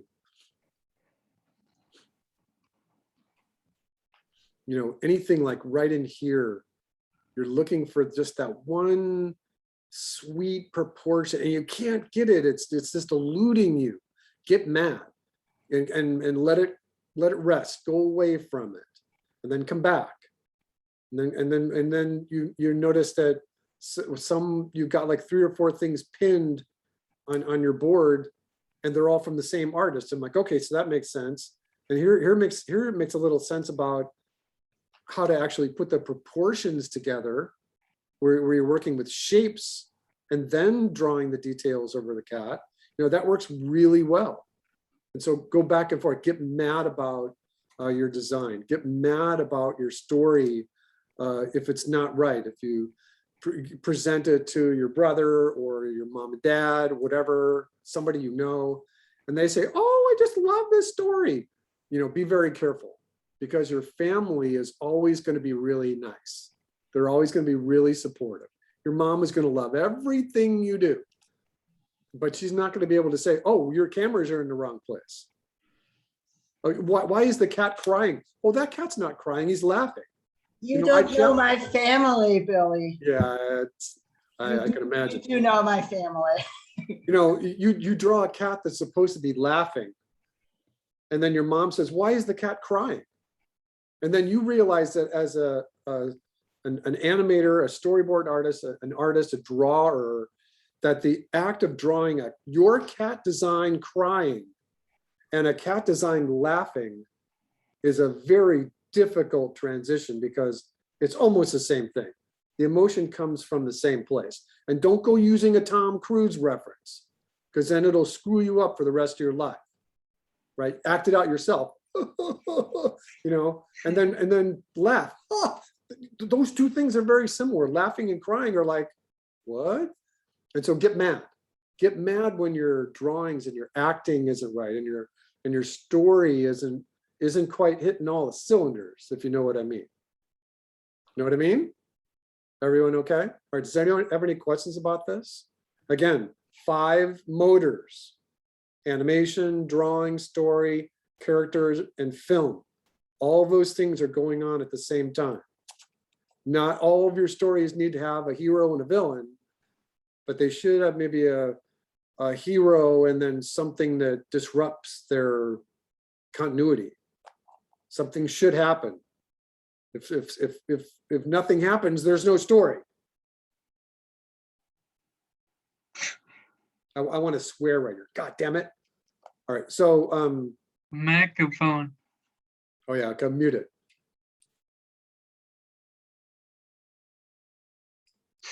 Get mad, right? Okay, that's my part there. Okay, so here's your next assignment. Is everybody ready? Yes. Yes. All right. What I'm going to do is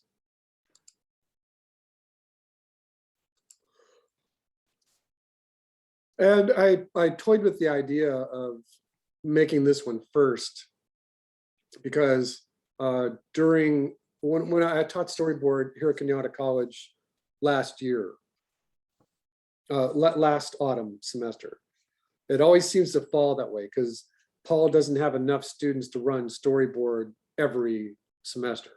So I get story autumn semester.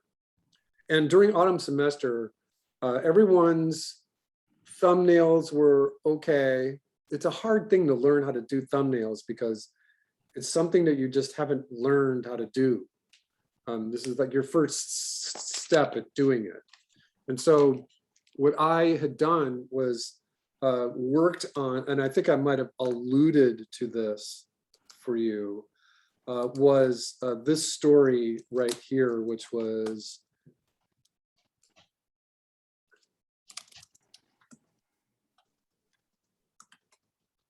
The Boy Who Drew Cats. And it is a Japanese fairy tale, which just, I champion this idea that not all fairy tales have to come from Europe. Each culture has their own set of fairy tales. If you come from Korea, they have their fairy tales are crazy wonderful. The Chinese fairy tales are like, there's millions of them and they're great. Well, this one is a Japanese fairy tale. And the boy is supposed to be working on the farm with his dad, farmer. But his two older brothers are working, and they're working really hard. And why aren't you working? He's sitting there by a tree drawing cats. And I like this. The idea of drawing cats, I just told you, is really hard. But it should be this easy animal to draw, but it's really hard. And here the boy is drawing cats. And his dad's mad at him. He's like, you know what? I'm sick of you not working. I'm sending you away to school. I'm going to send you away, and you're going to talk to this this priest, this monk, and he's going to teach you English and science and math. It's already arranged. Go talk to your mom. She's got your stuff. You're leaving right now. And the boy's like, what? And so he leaves the tree and the farm, and he goes to find this monk. And he introduces himself, and the monk says, oh, I was expecting you. Here's what we're going to do. And he starts setting him up for his day, and he puts him at this little desk, and he gives him his books, and the boy gets distracted and starts drawing cats. And over the course of the half a day, the monk gets really mad at the boy and says, you know what? You're out of your mind. You're supposed to be listening to me, and you're drawing cats. You know, I think you should go over to this other monastery. So he sends the boy up the road to another temple. And he says, oh, by the way, there's another temple between here and there, and I don't think that there's anybody there. So don't stop at that one. Go to the one that you're supposed to go to, which is all the way at the top of the hill. And it's getting dark. So make sure that when you're traveling, that you stay to the small. Don't be out in the open, because then all the weird animals out in the forest can see you, and they'll come and find you. So stay to the small.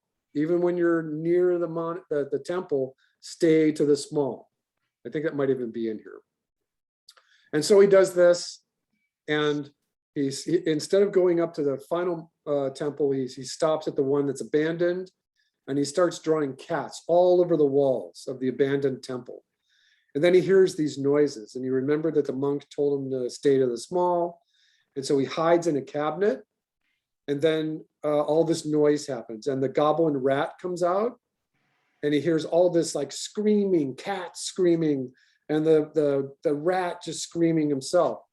And he's terrified. The boy doesn't come out of the cabinet until the morning, where he sees that all the cats that he has drawn have blood-stained fangs and claws, and the goblin rat is dead. And all the villagers come out in the morning, and they see that the goblin rat is dead inside the temple, and they see all these drawings, which are new, and then the boy is sitting there, and they make him the big hero. Oh my God! The reason the temple was abandoned was because of the goblin rat. And now the boy is the hero. And this was a great interlude. It's not your story, but the problem with this one was that it took way too long. Even when I said, just give me thumbnails, I was getting 50, 60, 70 thumbnails to make up the board. And so I abandoned it for this class and replaced it with this notion right here. So remember, the first thing that we talked about today was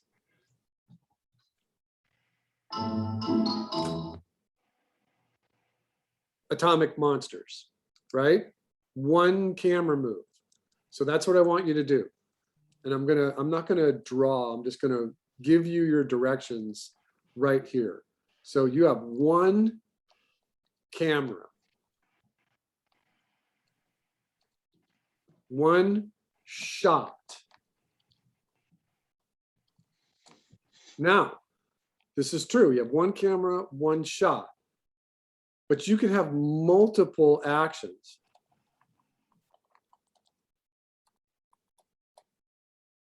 Just like atomic monsters. Do you understand? So something, set your map up. You have one character A, another character B who comes in from off screen. I don't know what's happening. You have one camera, and that camera can move left or right, or zoom in, or zoom out. Basically what I mean by one shot is no cuts. No cuts. For your board, this is just all thumbnails. This is just all thumbnails. You still need to do a map. You still need to think about the actual story itself. And again, just give yourself verbs. This should be, I don't know, 10 seconds. And if your ASL is 3, then you may need 20 to 30 thumbnails, 20 to 30 panels, you know, something like that, around that number. You are just drawing thumbnails. Your thumbnail should be about 2 inches wide, 2 inches wide. And I think that it's 1 1/4 tall. So 2 inches wide thumbnails. Your camera can move in and out. It can move left and right. It can go up and down. Your camera can tilt if you want. This is a little bit more complicated. You don't have to have a tilting camera if you want, but you can do pans and zooms and dollies. You can even have a static camera if you want. I like this idea of using several different camera positions, going from this camera to this position, pushing in, tilting, pulling back. You understand?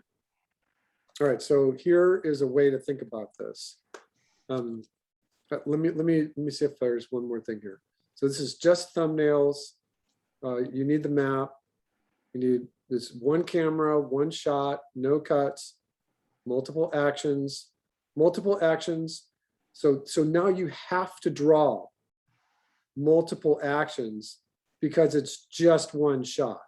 So all of these actions are part of these 20 different panels. You know, I'm seeing a lot of you coming up with a character in a shot, whatever, and they're supposed to be doing something, and you don't go to the next storyboard panel where they're doing that thing, where you're having panel 4, panel 5, panel 6, panel 7, all for shot 8. You know, so this forces you to draw multiple actions. And I think it's a good place in the semester for you to get a real good handle on thumbnails. All right. So, and one thing that I used to do to drive this point was this.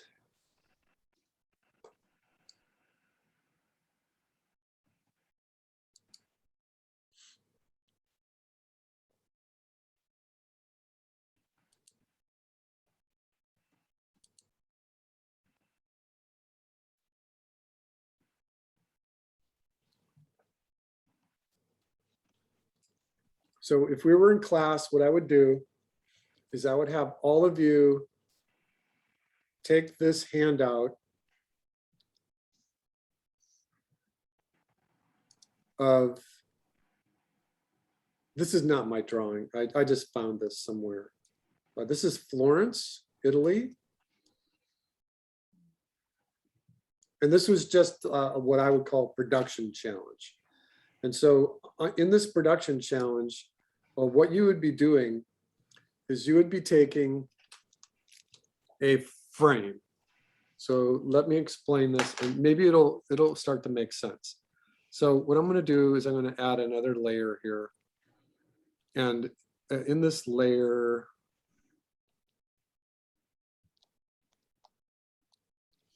on the layer 2, what I'm going to have is a bunch of birds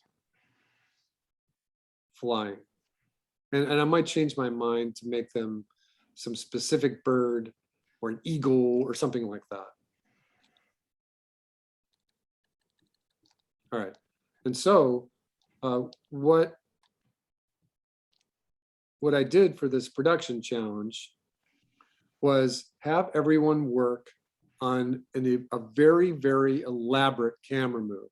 And maybe this will be able to make sense for you when I do this. So I'm going to use a red color. And what I'm going to do is I'm just going to Now I don't have the option to hold my shift key down. So I'm just going to try to draw a very good rectangle.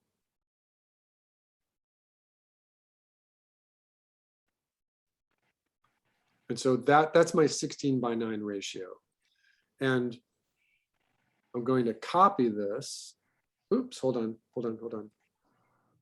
Oops, hold on again. I'm going to copy this. And I'm going to squish it. I'm going to paste it. And I'm going to squish it. I'm going to hold the shift key down.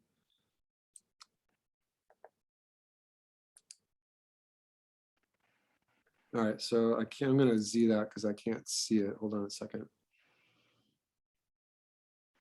All right, you know what I'm going to do? Instead of doing it this way, I'm just going to draw. Instead of worrying about the ratio, because I think that what's happening is that my line is disappearing. So my first shot is here on the birds. And the birds continue to fly. So this is camera A. And the birds continue to fly. And so there's a pan. The pan is continuous. So this is position B. And then the birds land up here on the top of this turret. And the camera goes in closer.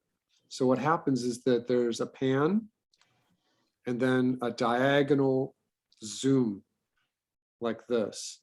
So the camera zooms in closer and it holds there. So this is position C. Then the birds take off and they fly. And the birds are going to fly a little bit more towards camera. And so you position your next shot down here.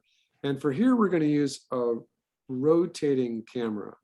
And so you go from the right corner to the right corner, from the bottom right corner to the bottom. So the camera is turning like this. And the birds are here and they continue to fly here. Now they're getting a bit bigger in the camera. Now they're getting a bit bigger. And what's happening now is that the camera panned from position C to position D, but now it's going to tilt. And so now it's staying pretty much the same size, but now it's tilting. So this corner goes to this corner goes to this one, and so it tilts. So position E is a tilt. And then what happens is the birds change direction and they go this way. So now they're really close to the camera and the camera is now going to pull out.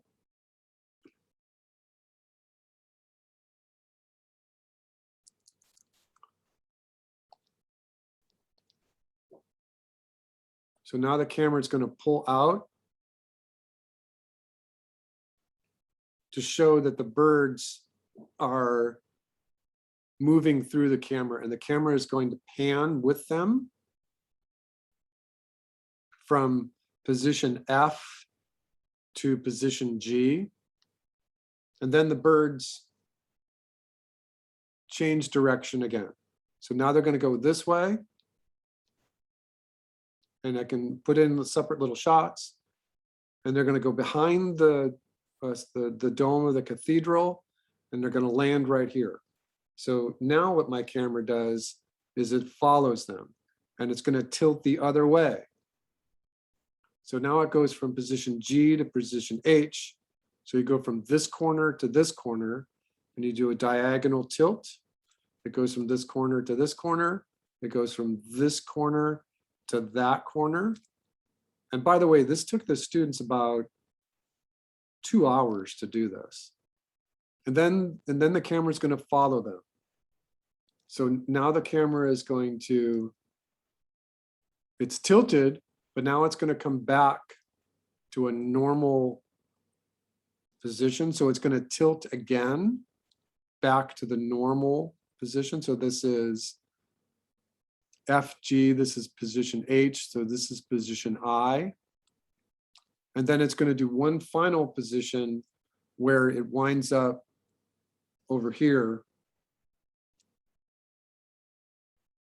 where we see the birds are cartoon characters on top of the dome of the cathedral.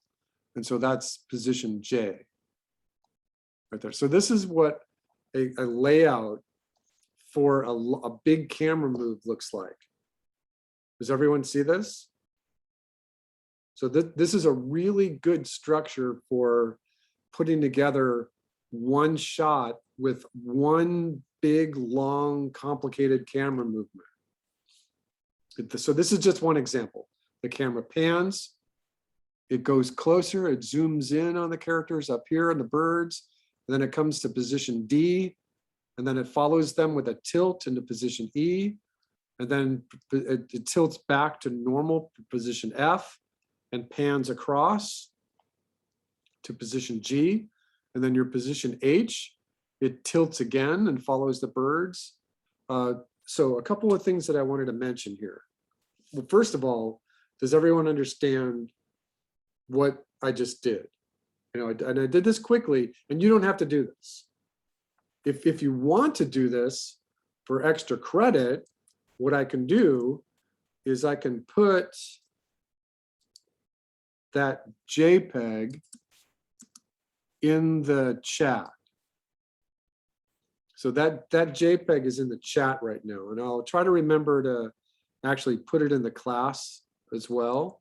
And if you can do something like this, if you can give me a clear indication that you understand how to do a 8-part camera move over one background, then I will definitely give you extra credit, because this is there's so much in animation right here, thinking about just how you transform this drawing into something that's animated, that I'll make it worth your while.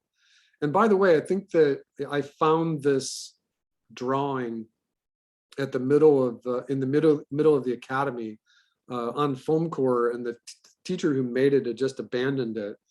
And it just reminded me that this is very often what the establishing shot for an animated feature film looks like.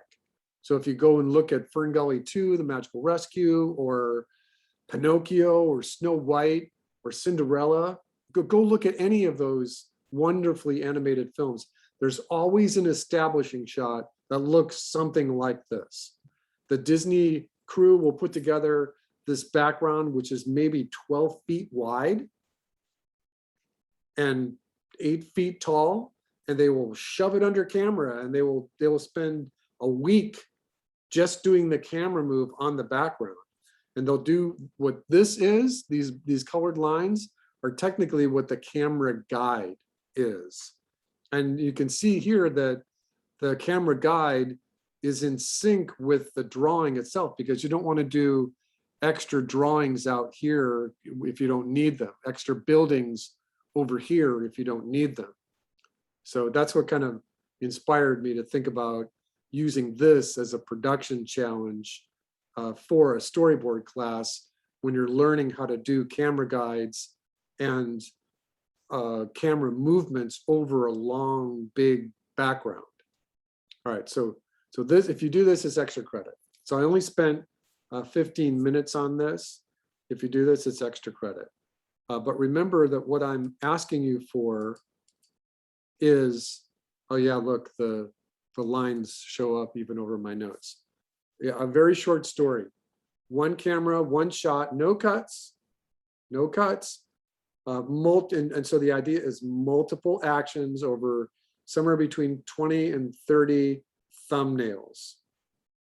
And I want to see all of this done for next week, today, next week.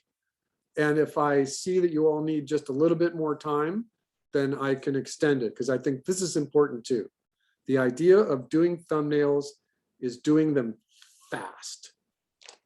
You do not sit there and hem and haw around. The idea of doing thumbnails is they're fast. And then I'm going to write it a little smaller, write-up, but they're also accurate.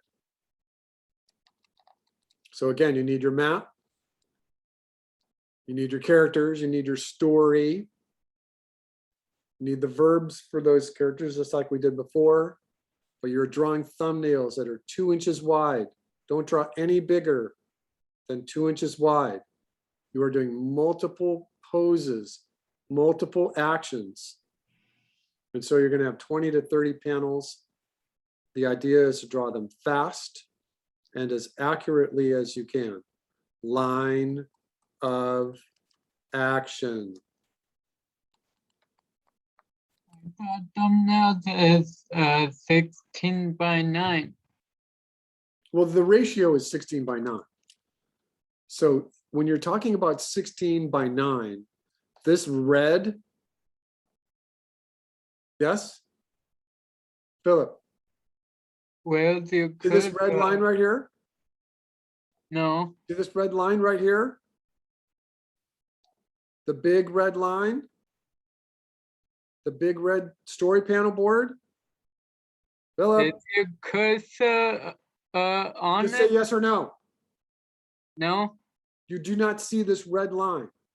This giant red line that is all the way around the story panel. okay, do not yes, see it? I It's- see it. Yes, I So- see it. So this is 16 by 9. This one right here is 16 by 9 too. Okay, They're all just different sizes. But this is scale.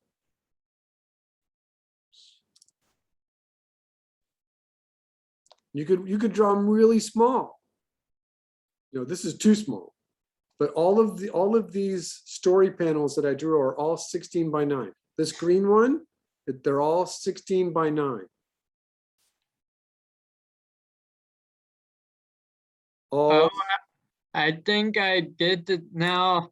If you draw 16 by 9 and then shrink it a little bit, it will be a thumbnail. All right, so I'm recording this. I'm going to put the recording up on YouTube. Remember that in our classroom, I have a scan of these.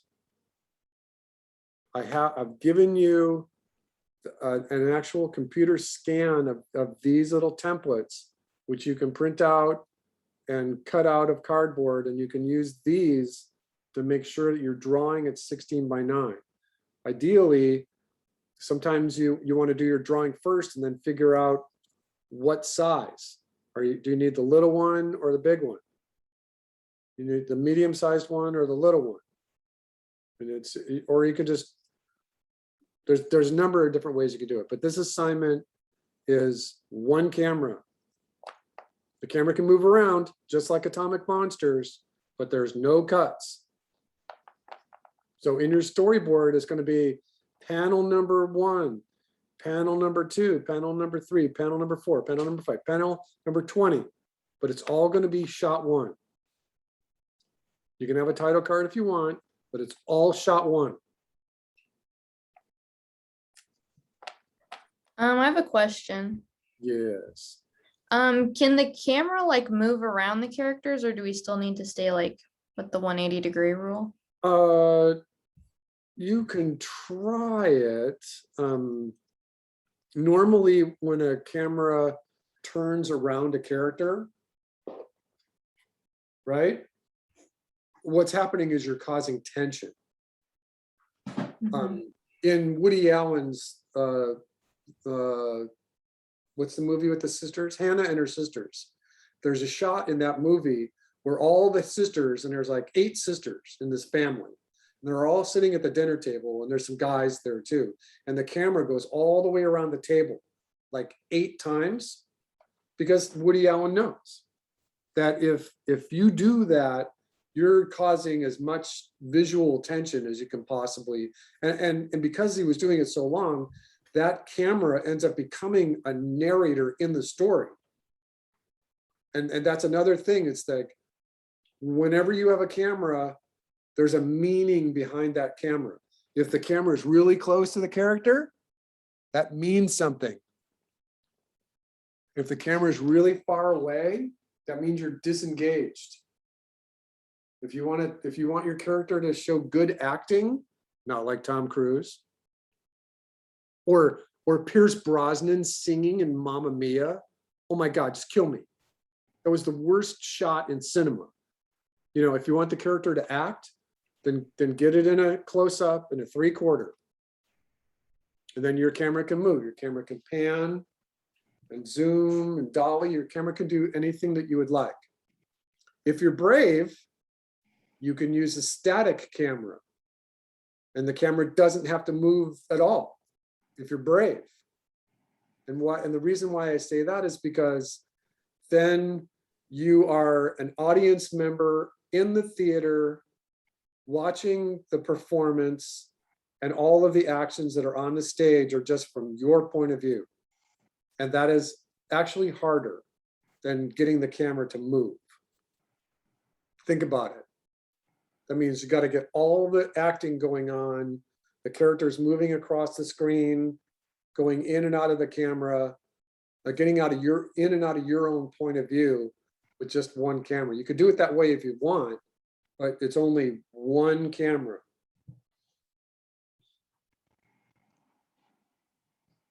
Okay? Draw this fast. It's a short story, 10 seconds.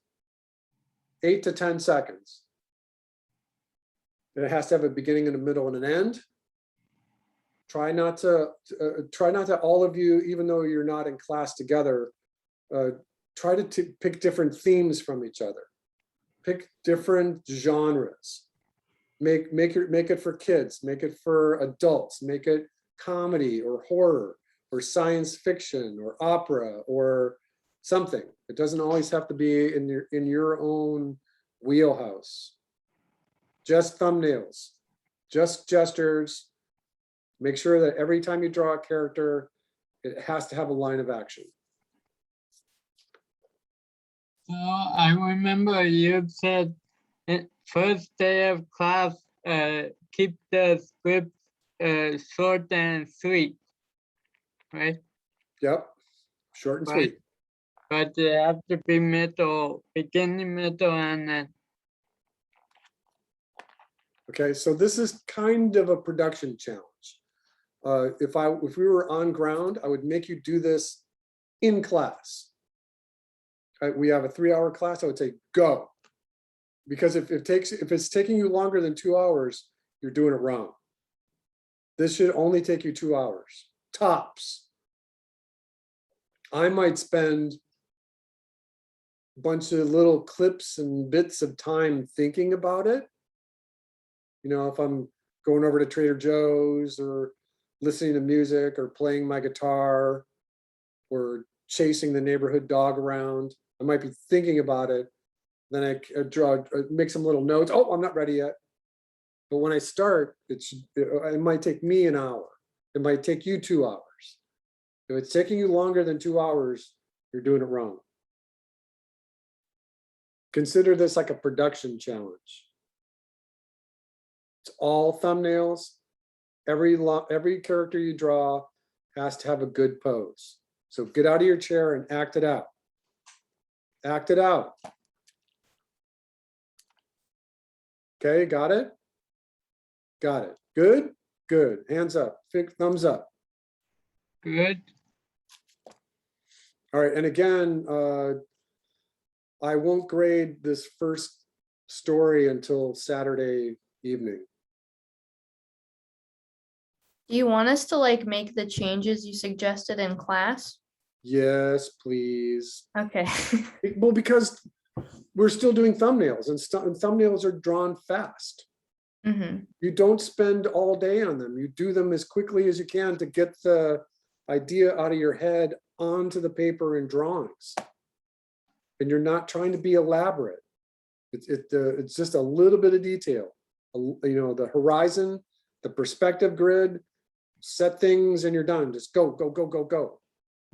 Each drawing should be 4 minutes.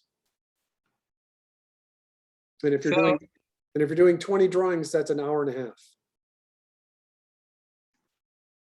So if we doing a trial and error, like it doesn't have to be perfect. We just try it again, and submit it on Saturday. Then it's a perfect score or half of. Well, the no, score. don't confuse yourself. The first story was due today. But if you can get it in there and some better aesthetics by Saturday for the first story, you know, I'll make sure that it's worth your while.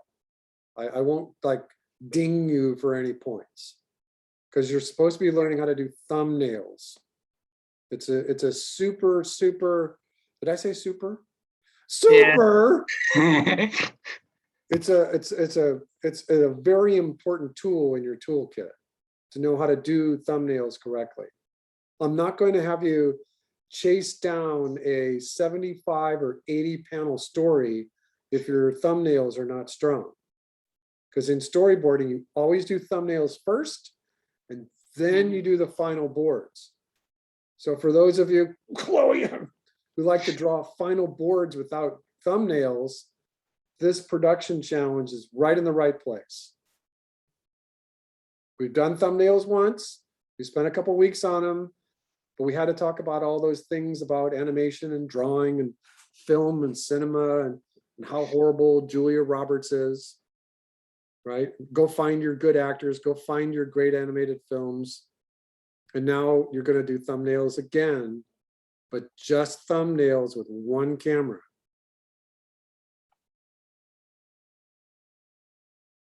Okay. Alex, cheer up. There you go. All right, I'll see all of you next week.